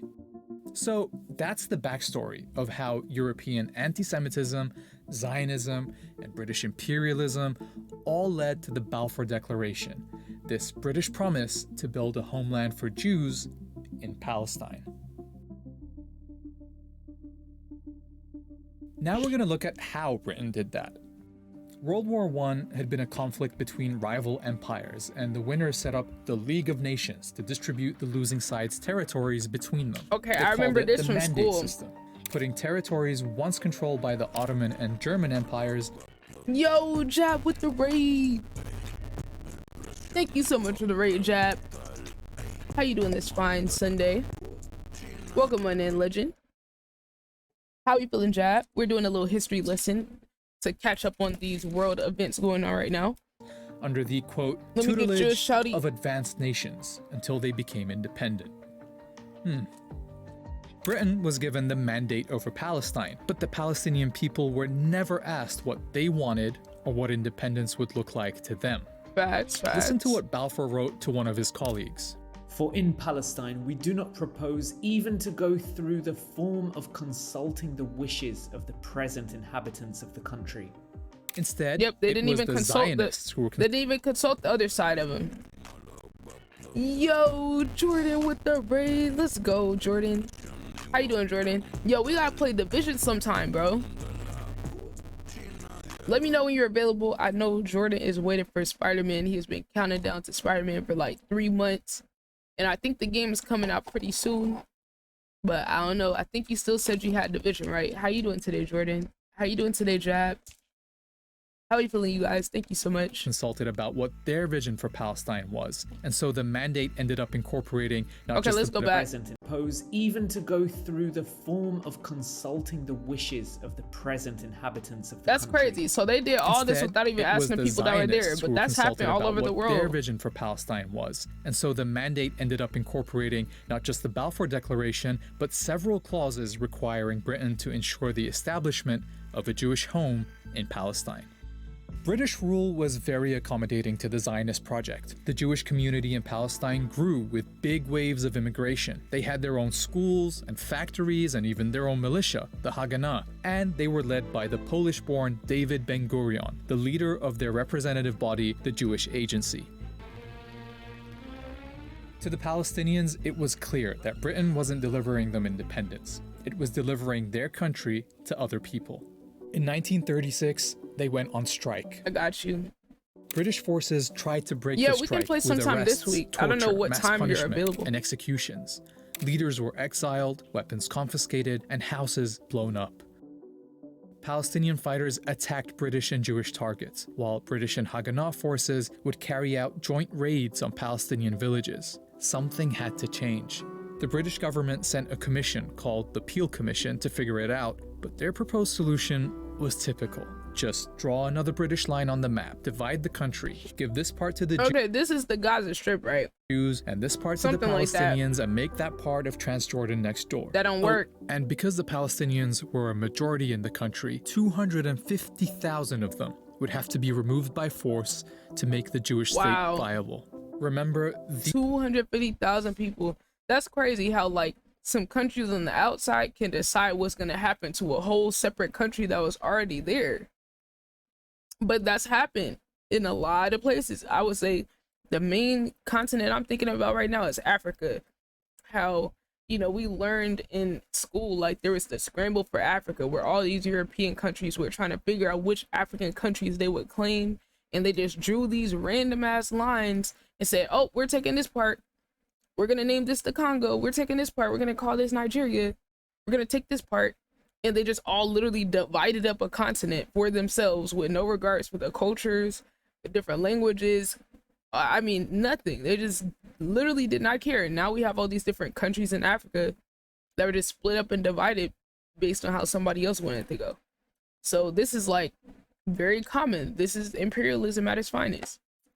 would have to be removed by force to make the Jewish state viable. Remember, these were the proposals that were meant to calm things down. Spoiler, they didn't. Instead, the revolt continued until 1939, by which time about 10% of Palestine's adult male population had either been killed, injured, arrested, or exiled. The British government really needed a solution. So, here comes another report. The Commission is studying the 20-year-old Jewish settlements in British-mandated Palestine. The 1939 White Paper created a conflict between the British and the Zionists for the first time, because it rejected partition and said the solution was for Palestine to gain independence within 10 years, with everyone living there sharing it together. Crucially, it also imposed severe limits on Jewish land purchases and immigration. To the Zionists, this and they're felt like, that's a not betrayal. enough. In response, some set off bombs across the country, killing dozens of Palestinians. Wow. Wow, see, I didn't even know all these details. This is why we gotta learn together, chat, because I learned part of this stuff, but I didn't know the full, the full story of how things went. from back in the day to now.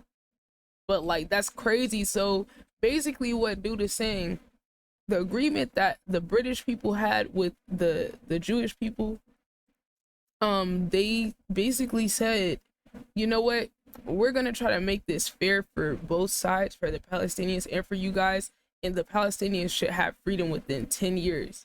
And you can't just buy up all this land and take all their land. We're gonna have to put some limits so we can make sure these people still have the right to have property and land. And the Jewish people were like, yeah, we're not trying to hear all that. And like they just said, they set off all these bombs and all this stuff because they were like, nah, like, you betrayed us, so let's go like terrorize people. It's kind of nuts. Like, the people are already there. Yo, what's good, Doc? How you doing, Doc? For Palestine to gain I was lurking in your independence streams within 10 years, with everyone living there. I didn't have time to chat, together. but I be seeing you. Crucially, it also how you been, Doc? How was your week? Severe everyone living there sharing it together. Crucially, it also imposed severe limits on Jewish land purchases and immigration. Yo, XX Patrol. Oh my god. Oh my god. Don't let me butcher your name. How do I say your name? Welcome on in, fam. How are you doing? Patro. Okay, I got you. No, Pantro. What's good? How are you? Like the Thundercats? Oh, okay. I got you. Yo, chat. Pantro is awesome. I went to a stream earlier today. I have been meaning to go to a stream, but today I finally had enough time to sit in there and chill. Super cool dude, great community. It was a whole vibe being in there. I'm definitely gonna be back. But I'm glad to hear you're doing well. You're chilling. We're doing a little history lesson right now. You know, we got some things going on in the world right now, trying to keep everybody you know, informed about what's going on. So right now we're doing a little history learning right now about Israel, so that we can have a better context looking at like the news stories and things that came out. So yeah, that's what we're starting with now. And then let's say about 30 minutes to an hour, we're gonna get to checking out everybody's content for the community. Like, so we're gonna check out TikToks, YouTubes, tweets, you know, whatever you guys have. It could be a business, you know, we're gonna check out everybody's stuff. And we do this every other Saturday, but I didn't stream yesterday, so we're doing it today. So yeah, we're doing the history stuff, catching up on the news, and then we're gonna get to checking out everybody's content. So it's a vibe, you know, it's a vibe. And then I'm gonna end the stream playing some games and everything. So we're gonna be good, man. I definitely appreciate you stopping by. Doc said, I'm good. How are you? Feels like forever since I made it here. It's all good. I have been streaming less. You know, I am putting my content creator hat on, so I'm going to be streaming less and less and less. But when I'm here, we're going to be here. We're going to get a lot of stuff done, and it's going to be cool. And the streams are only going to get better and better and better, you guys. I have so many ideas written down, so many plans. But right now, we're just vibing and all that, bro. To turn the mic, what's good, bro? Hello, que contigo. How are you today, Mike? It's good to see you, bro. But yeah, the world is crazy right now. Hold on. Pantro. It's Pantro. Yeah, the world is kind of crazy right now. But we got to do our part by making sure that we understand what's going on. Because a lot of where people get stuck at from understanding like what's going on is not having any idea what is what. You know, in the conversation, like people are like Israel, Palestine, what? So we're getting that part out the way. We're gonna make sure we all understand this before we even look at the news stories. You should put some Spanish questions in your channel points to create a language-rich environment. Like, can you give me an example? Like, okay, I'm hearing you. Like, okay, like, yeah, give me an example. Where people can redeem questions and stuff in Spanish for you to respond to. Searching like channel points. So I have a question, they click the question, I have to respond in Spanish type thing. So you can redeem como estás. Okay. And then okay. I can see that. I like that idea. I'm definitely gonna, and then I have to respond in Spanish. Okay. Okay. Hello, okay. Okay, I think I could like kind of work on that. To the Zionists, this failure everyone lived said the solution and the Zionists. The 1939 white idea. paper created a conflict between Yeah, haciendo esta fin de semana type of thing. Okay, I like that. That's a good idea. And bestie, you know, if you don't feel like doing anything, man, listen to your body. Your body's telling you the right thing, man.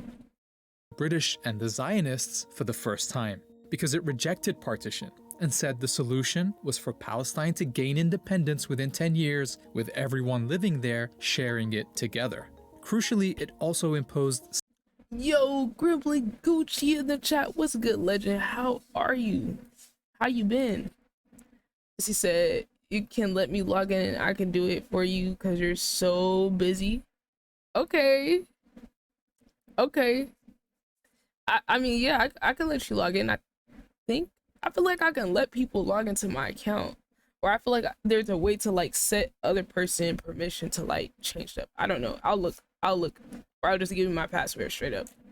One or the other. Gremlin Gucci, I am good, brother. We're chilling, we're vibing. Just realized I need to charge this phone so I can like tap some people up. How was your weekend? How the streams been? When's your next stream? Do you have any content for us to watch in a few minutes when we go through everyone's content, like TikTok, YouTube videos, anything?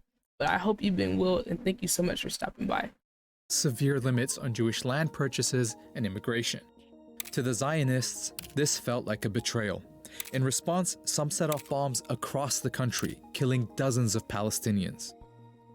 But soon, everyone was distracted by something much bigger. Oh, the World War. More than 60 million people were killed in World War II, including 6 million Jews murdered in Nazi death camps. Jewish survivors fled Europe, with a large number of them trying to find safety in Palestine despite the British limit on Jewish immigration. This set off a more direct confrontation between the Zionists and the British, with Palestinians often targeted as well. Wait. So the British people put a limit on how many Jewish people could go to Israel. But after the Holocaust, a bunch of them said, we're going to Israel anyway. And then that made the Jewish people beef with the British people. And then the Palestinian people were attacked somewhere in between there. That's what I'm getting. Zionists knew two things. Militarily, they were stronger than the Palestinians, and Britain was exhausted by World War II, so it wouldn't have the stomach to keep fighting in Palestine. They were right. In 1947, after 30 years of occupation, Britain announced it was quitting Palestine and asked the newly formed United Nations to clean up its mess. Alright, 1947 and 1948 are the most pivotal years in this story, so let's take a look at how things are lining up. During British rule, Jews had gone from 10% to 30% of the population, and owned about 6% of the land. Under Ben-Gurion's leadership, the Jewish Agency was pretty much functioning as a government for the Jewish community. And the Zionist militias had tens of thousands of soldiers, modern weapons, and officers who'd already fought in World War II. On the other side, the Palestinians hadn't been allowed to develop their own administration or military. But as they waited for the UN solution, they were still the majority all over the country. Okay. In November 1947, the crazy. UN, then only made up of a fraction of the world's countries, voted to partition Palestine. This plan marked off 55% of the country for a Jewish state, but the UN never explained how it could be a Jewish state when half the people in its territory were Palestinian. True. To nobody's surprise, Palestinians, and in fact all Arabs, rejected the UN's plan. Ben-Gurion and the Zionist leadership accepted, but they saw an opportunity. With the British on the way out, the Zionists knew they would have the strongest military in Palestine. Their forces were instructed to seize more territory than they'd been awarded by the UN, and to do what was necessary to reduce the number of Palestinians in it. In cities like Haifa, the militia set off car bombs in Palestinian neighborhoods. They attacked villages and forced residents out. Haganah troops have driven the Arabs out of the beleaguered city, taking many prisoners. After inspecting parts of Western Jerusalem that had been emptied of Palestinians, Ben-Gurion said, "In many Arab neighborhoods in the West, you do not see even one Arab. If we persist, it is quite possible that in the next 6 or 8 months there will be considerable changes in the country, and to our advantage." One of the events that helped speed up these changes took place on April 9th, 1948, when the village of Dir Yassin was attacked. A British government report to the United Nations describes the scene. 250 people were killed in circumstances of great savagery. Women and children were stripped, lined up, photographed, and then slaughtered by automatic firing. The story of what happened at Dir Yassin set off panic all over the country. As news spread, people fled, fearing they would be next. Historians have recorded dozens of similar massacres during this period. Each time, they would result in entire communities fleeing. Okay, so this is a former Israeli platoon leader. He said, "There was always an order, and it came from Ben-Gurion. Drive the people out. We were occupied. When we occupied a place, tractors raised the place. Nothing remained of the village." That's so evil, I know. By the time Britain ended its mandate on May... So basically their plan was to terrorize people until they left. Basically. They're like, terrorize the hell out of people, blow some people up, and put car bombs, and literally, like, that's crazy, because you know what that reminds me of? It reminds me of the Holocaust. How ironic. Like, they said that they lined up the women and children, took pictures of them, stripped them, took pictures of them, and then sprayed all of them and packed them all up. Does that not sound like what the Nazis were doing to the Jewish people? That's insane, bro. May 15th, 1948, 250,000 Palestinians had fled. Wow, 250,000 Palestinians. Wow. Wow. No, that's crazy. Okay, so basically, okay, this is what I'm getting. So the international community was like, okay, we're going to divide this to 55% for the Israeli people, 45% for Palestinian people. But people are like, oh my God, how are you going to do that if there's still majority of Palestinian people who live here? How are the Jewish people getting the majority of land? So this guy's plan was, you know what? Let's terrorize the hell out of the Palestinian people so we can get that ratio more in favor of like Jewish people, so they can be the ones outnumbering them. So like if we drive all them out, then we'll have more justification for making this majority Israel's country. That's what I'm getting from it. 48, 250,000 Palestinians had fled. That's a lot of people, bro. David Ben-Gurion announced the founding of the State of Israel, with himself as its first prime minister. Of course. He was standing under a giant portrait of Herzl, 51 years after Herzl had predicted this very moment. The Zionist militias came together as the newly formed Israel Defense Forces, but the fighting wasn't over. With the British out of the way... Yeah, that's who our police officers in the United States be training with, the IDF. Soldiers from several Arab countries entered Palestine, but the Israeli army was better equipped, better organized, and unlike the Arab armies, had a unified command and backing from several European countries. Israeli forces pushed into places that the UN had assigned to the Palestinian state, like the towns of Lidda and Ramle. 50,000 people were forced to flee from there, many on foot, in what became known as the Lidda Death March. After being emptied, the towns were given Hebrew names, Lod and Ramla. Like in many other empty towns, the buildings and homes were taken over by the new Israeli state and given to Jews. By the time the UN secured an armistice, 3/4 of the Palestinian people had become refugees. Wow. In Arabic, they call this... Wow. 3/4, so 75% of the people who were there became refugees. Like, that is some generational... Like, that's some stuff that just changes the whole trajectory of, like, your family. Because, like, there's some people who fled and got away, but, like, all the people that are still there, is like, now they're, like, second-class citizens in a place that their family was there for years and years. The Nakba, like, literally the catastrophe. The new state of Israel made up 78% of what had been Palestine. The remaining parts were annexed by Jordan or taken over by Egypt. A year later, the UN passed a resolution calling for all Palestinian refugees to be allowed to return home. They never have been. How are they gonna go back home? How could they possibly go back home? Palestinian refugees to be allowed to. On November. No, what did it say? It said the UN signed something to allow them to go back home. The UN passed a resolution calling for all Palestinian refugees to be allowed to return home. Okay, but yeah, like I said, how are they gonna go home if their homes were destroyed? How are they gonna go home if people literally took over their cities and towns and start living there? They never have been. Palestine had been erased. In the decades since, attempts to resolve this conflict have again tried to partition the land. With each successive attempt, the territory offered to Palestinians in their historic homeland shrinks even more. Wow, look at that. Look at the map of like how it goes, how just the area that they get to claim as theirs just gets smaller and smaller. The territory. Look at this. Okay. This is 1 year. This is the next year. It just like their part of the land just gets smaller and smaller. Shrinks even more.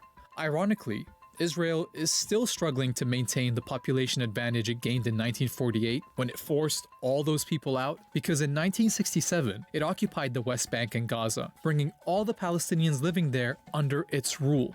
And so today, the population of Jews and non-Jews in this land is roughly equal. Wow, it's 50-50 after all that work they did. That's crazy. Living under occupation have no rights, no citizenship, and no prospect of independence. So they're not even citizens? The Nakba-era tactics of settlement, home demolitions, and expulsion are still used against them. Wow. Oh, wow. So this guy's saying we want Nakba now. Yo, the guy said Nakba is the Arabic word for catastrophe.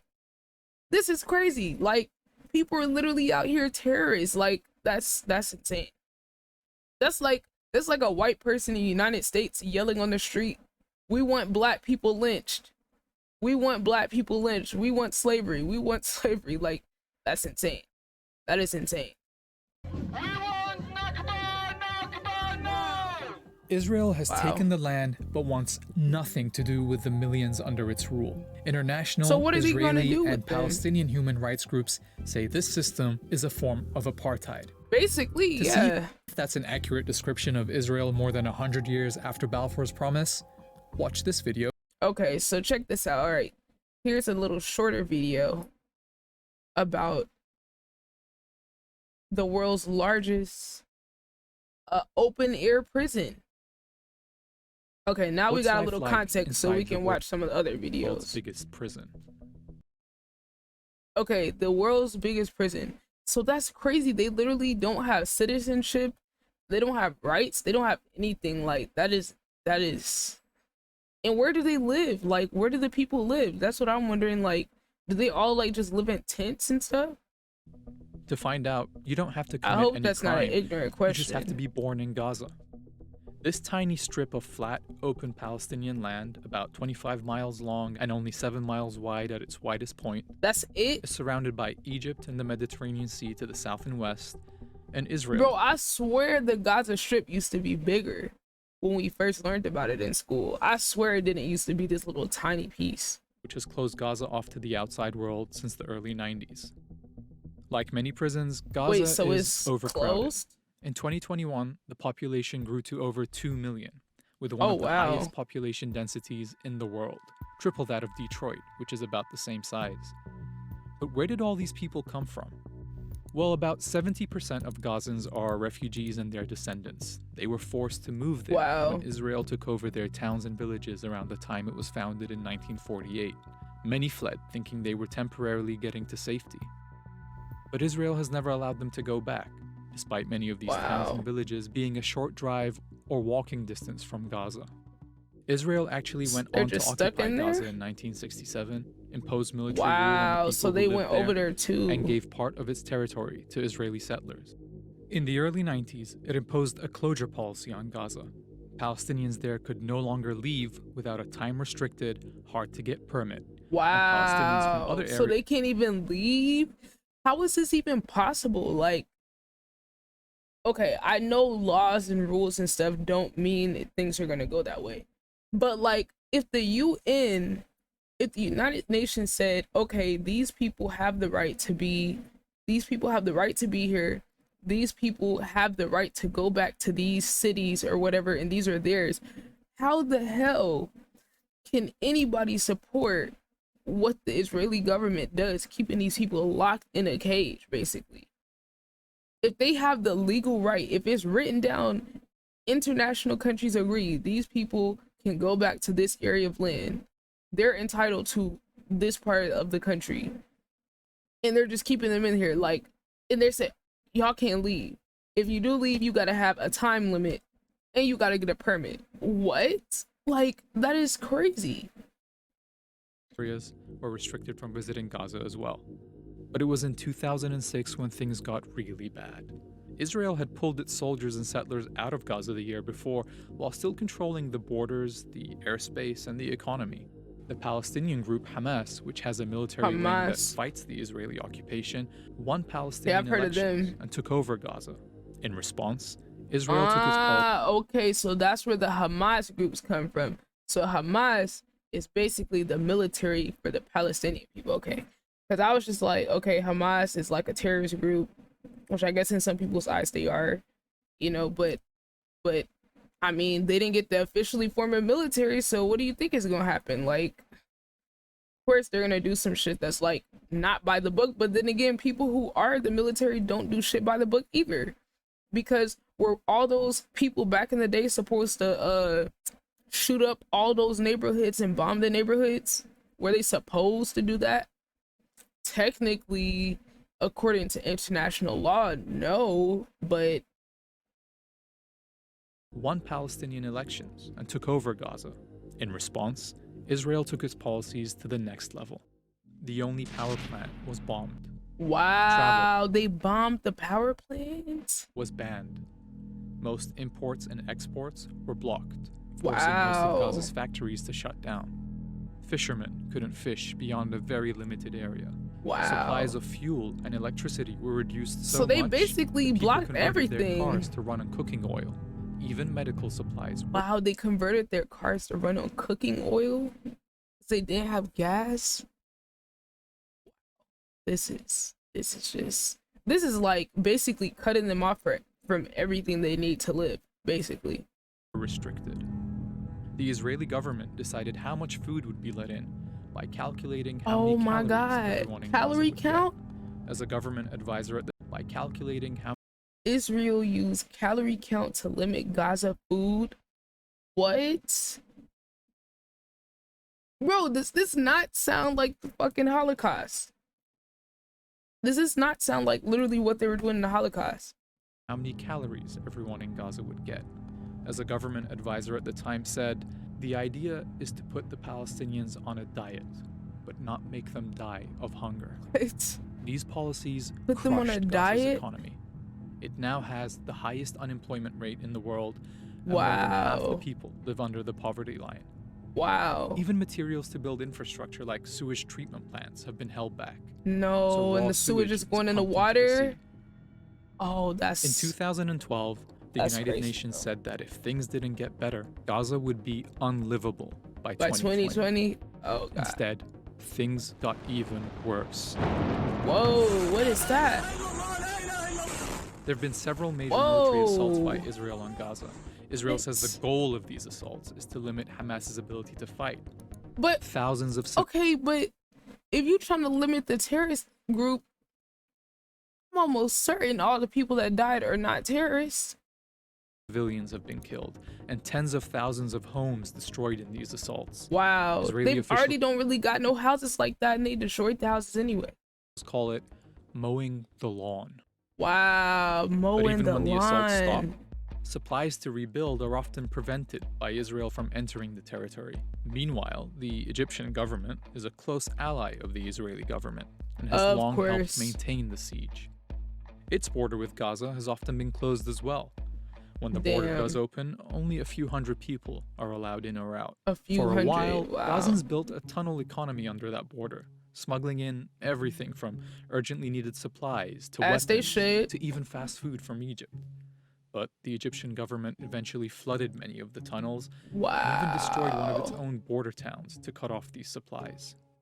It's that About deep? half of Gaza's population are children, meaning Wow, they've only ever known life kids. under this blockade. They've never known a full day with electricity. They know when the bombing starts, there's nowhere for them to flee.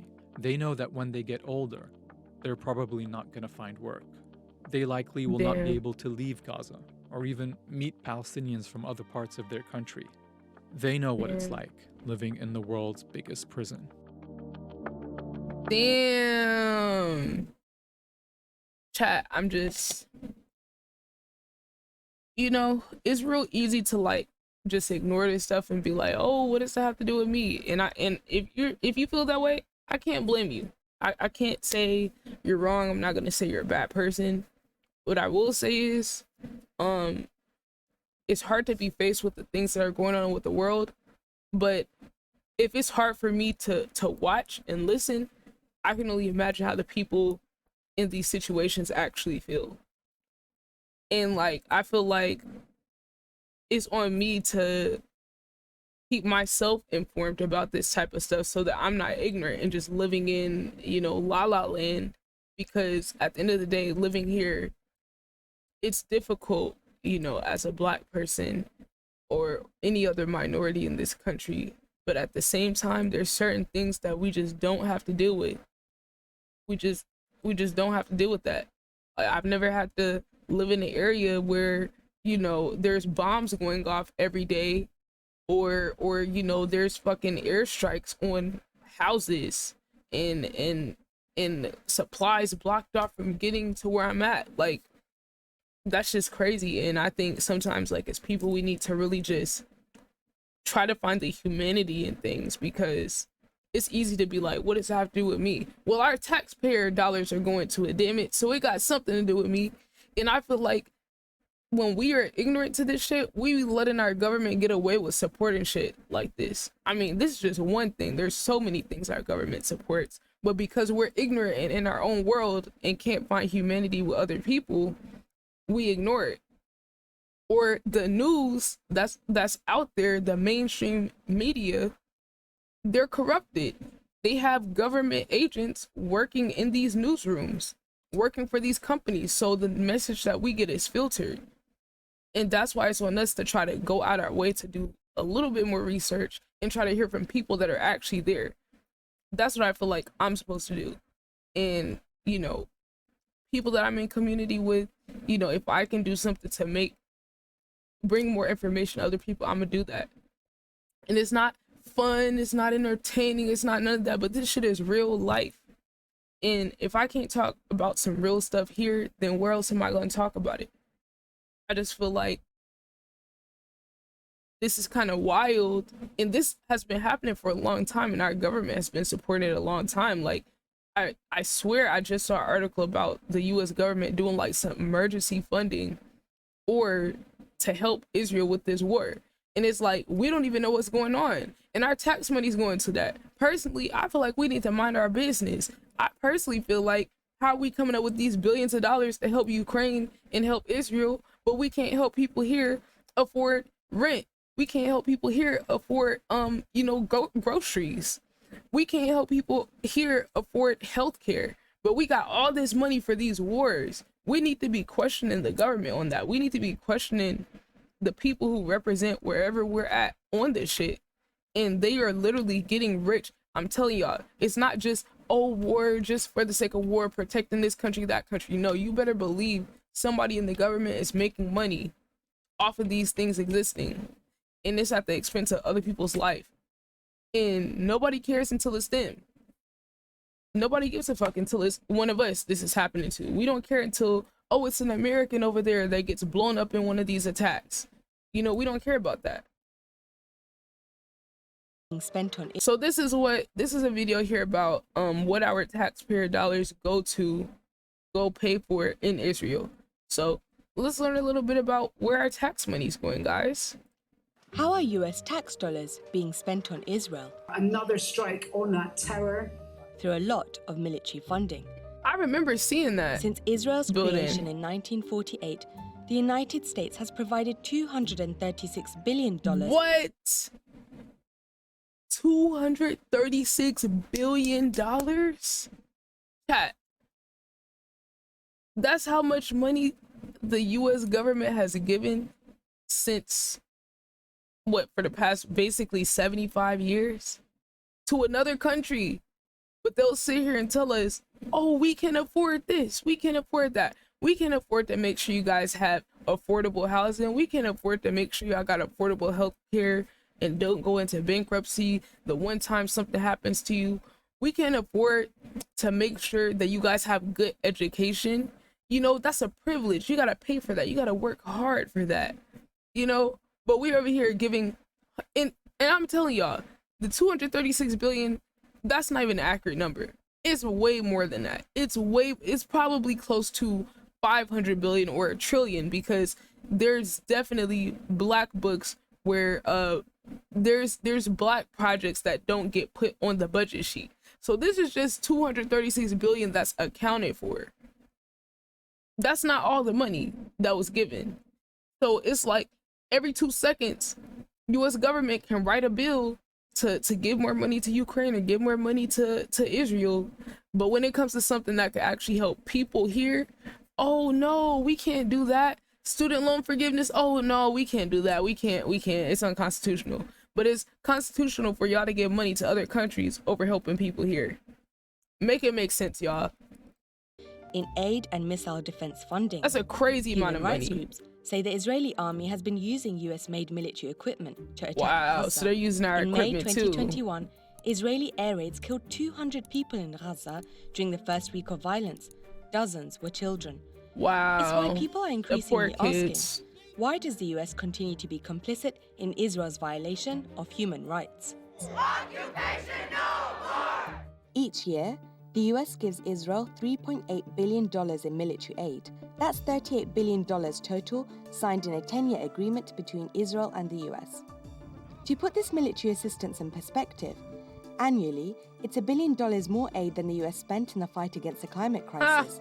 When you do so they spent $1 billion more to help Israel and their military than they did to fight our own climate change. The numbers. And mind you, war causes more climate change. Just want to say that. So whatever amount they spent on climate change got canceled out single-handedly by war in one country. The average individual US taxpayer gives $26 in military assistance to Israel each year.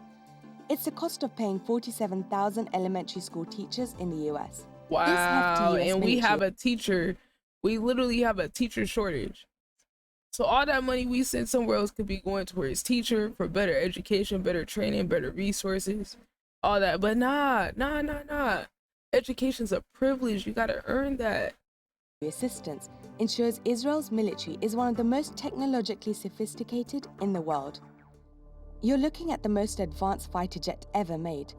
Israel used US grants to purchase the lion's share of its F-35 Joint Strike fighters. And this is Iron Dome, Israel's missile defense system. Israeli officials say around 90% of Hamas rockets were intercepted by Iron Dome during a week of fighting in mid-May 2021. Between 2011 and 2020, the US invested $1.6 billion into Iron Dome batteries, interceptors, co-production costs, and general maintenance. On top of the military funds the US already provides, in May 2021, the Biden administration approved an additional $735 million weapon sale. Oh, extra money. Oh, okay. This came as Israeli attacks on Gaza intensified. Got you, Doc. Thank you for the tab. I'm gonna pull up on you. My friends, day after day, year after year, W. decade Doc? after decade, non-violent Palestinian activists struggle against the daily violence and harassment of Like, occupation. how the hell are they even going to defend themselves? They don't have nowhere near that amount of weapons. Violence and harassment subsidized, by the way, with billions of U.S. taxpayer dollars. US military assistance to Israel also includes joint military exercises, research, and weapons development. Now, Israel ranks as one of the top arms exporters in the world. The state has exported missile defense systems, drones, and cybersecurity So now they're products selling to countries stuff. including India, Brazil, the US, and Russia. But it's not just arms that the US gives to Israel. What's good, Royal Lounge? American governments have historically been staunch allies of the Israeli counterparts on the Thank you, Mike. international stage. Hope you're having a good day, This includes fam. blocking resolutions that challenge How you Israel's been, Royal violations, Lounge? It's good to like see you, building Queen. illegal settlements, and blocking attempts to hold Israel accountable for war crimes in Gaza.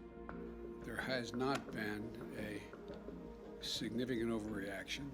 In the span of 1 week, Washington vetoed UN Security Council calls for an immediate ceasefire between Israel and Hamas.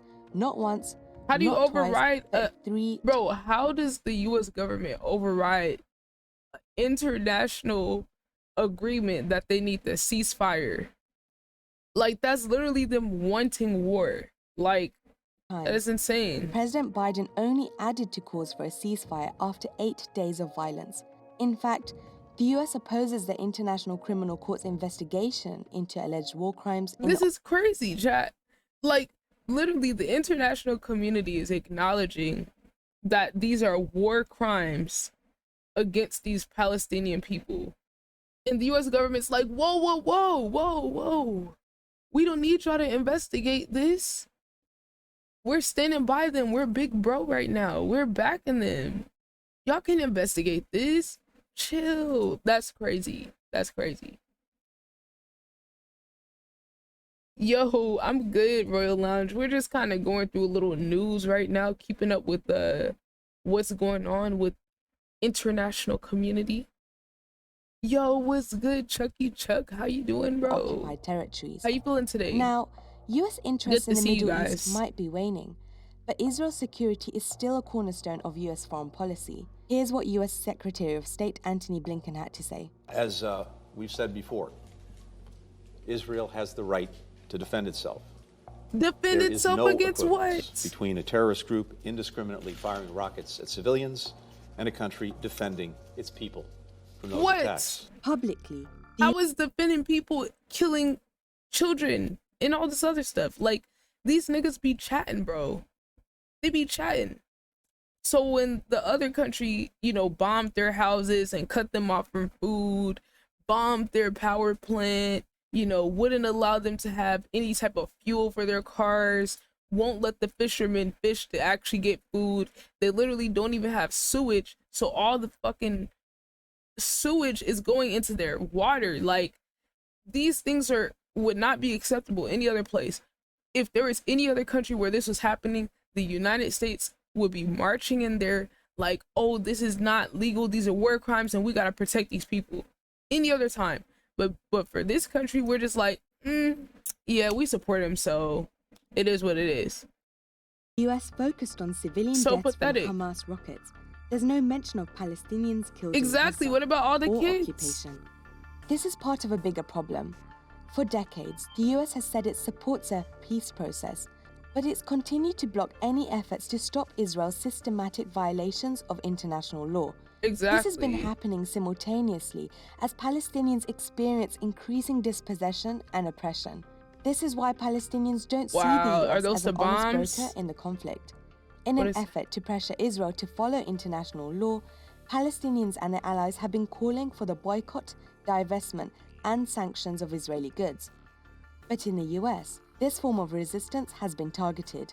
Many US states are using anti-boycott laws and executive orders to punish companies that refuse to do business with illegal Israeli settlements. Really? Palestinians' rights That's crazy. to nonviolent resistance have been curtailed and even criminalized. Our party leaders have spoken forcefully against BDS, calling its proponents anti-Semitic, despite the How is same it tactics being anti-Semitic? critical to ending the South African apartheid mere They decades love ago. throwing that anti-Semitic word around. How is a company deciding we're not going to do business with a company that's illegally on other people's land? How is that anti-Semitic? Go. They just So be what chatting, I happens now? swear. Historically, there's been robust bipartisan support for Israel in Congress. From military sales to the fact the US was first to recognize Jerusalem as the capital of Israel in 2017. But now, things might be changing. Domestic support for Israel is facing more scrutiny. And colleagues, Palestinians aren't going anywhere no matter how much money you send to Israel's apartheid government. For the first time, the US has a Palestinian-American woman in Congress, in Representative Rashida Tlaib, and she has support. I didn't know that's where she Alexandria was from. Ocasio-Cortez and a group of progressive Democrats introduced a resolution aimed at blocking the recent $735 million arms sale to Israel, and the pressure against taxpayer funds toward Israel continues. Yeah, that's crazy, chat. How y'all feel about billions of your taxpayer dollars going to What's life fucking treating people like animals in a cage? I don't know. Me personally, chat, that don't sit right with me. That does not sit right with me. Like, that's crazy. Let's see. Oh, 22. Let's see what they're talking about. Bring in now Osama Hamdan. He's the Hamas senior spokesman. Joins me on the phone. Okay, so this is the group that did the attacks.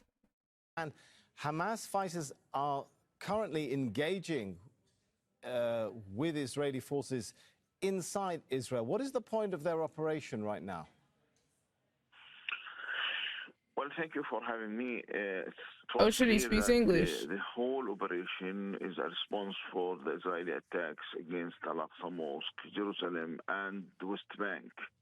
And I have to say that there was a big message for the Israelis. The Palestinian occupied lands is still a Palestinian lands, regardless to the presence of the settlements and the settlers.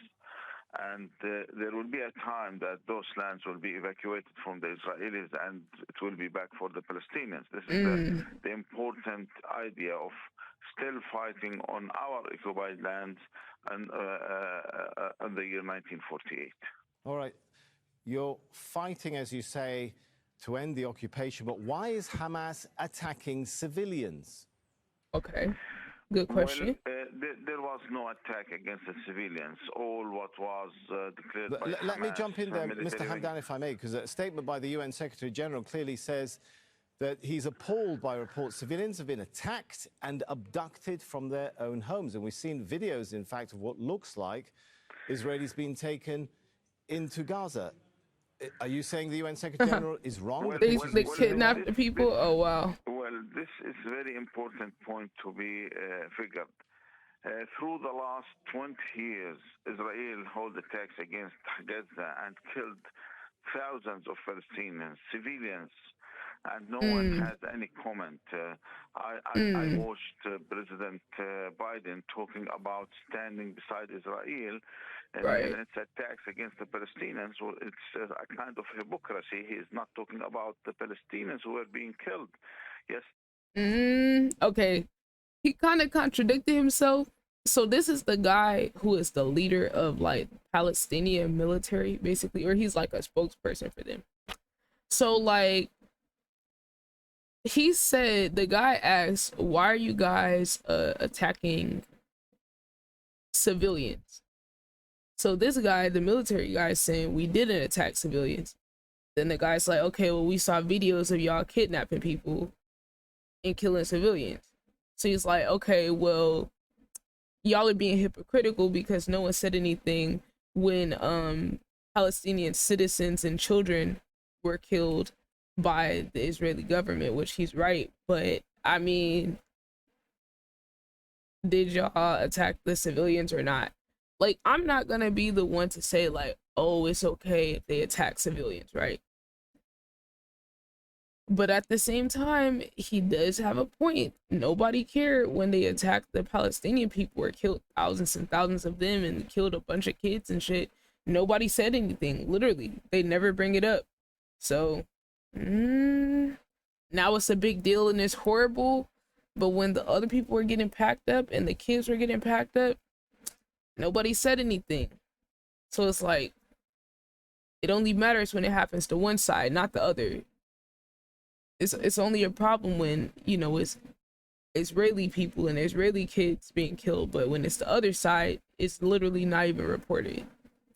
That their whole family, 18 members family, Shabbat family, were killed this night by Israeli bombing in an airstrike on their own house where there is no militants there. They were only civilians. While when you are talking about the settlers, you are not talking about civilians like the Palestinians. You are talking about settlers who are armed, who came to occupy but if I may, the Israelis, if the Israelis are targeting and killing innocent Palestinian civilians, okay, that does not mean in international law it's acceptable for Palestinian groups to target and kill Israeli civilians, right? It's not accepted to attack civilians according to international law. And so to come back to my question, so why? Let me, if I may. Okay, you're not even letting him talk. Amnesty International, which is condemning the targeting by Israel of Palestinian civilians, but it's also condemning in a statement by October the 7th, saying Palestinian armed groups must refrain from targeting civilians and using indiscriminate weapons, acts amounting to war crimes. Is Amnesty okay, but like you're still not, like, this guy's still not understanding his point. He's like, oh, is that not a war crime? What about all the 50 million war crimes that are already being, like, that are currently being enacted against Palestinians? Like, you see how it took one event, they're trying to use one event to, like, basically shut down the fact that these people have had war crimes happening to them for years and years and years and years. So does it mean that it's okay to attack civilians? No. But once again, the point that they're trying to get y'all to see is y'all only care about this stuff when it happens to the Israeli people. Nobody cared that they had their food supplies shut off. They had their fuel supplies shut off. Fishermen can't even fish. People's houses getting blown up. Highest unemployment rate in the world. Nobody cares when it's any of that. Those are all war crimes, by the way. Well, I have to say that you have to differentiate between the settlers and the civilians. The settlers, according to the international law, they are not civilians. They are weaponed. They attack the Palestinians.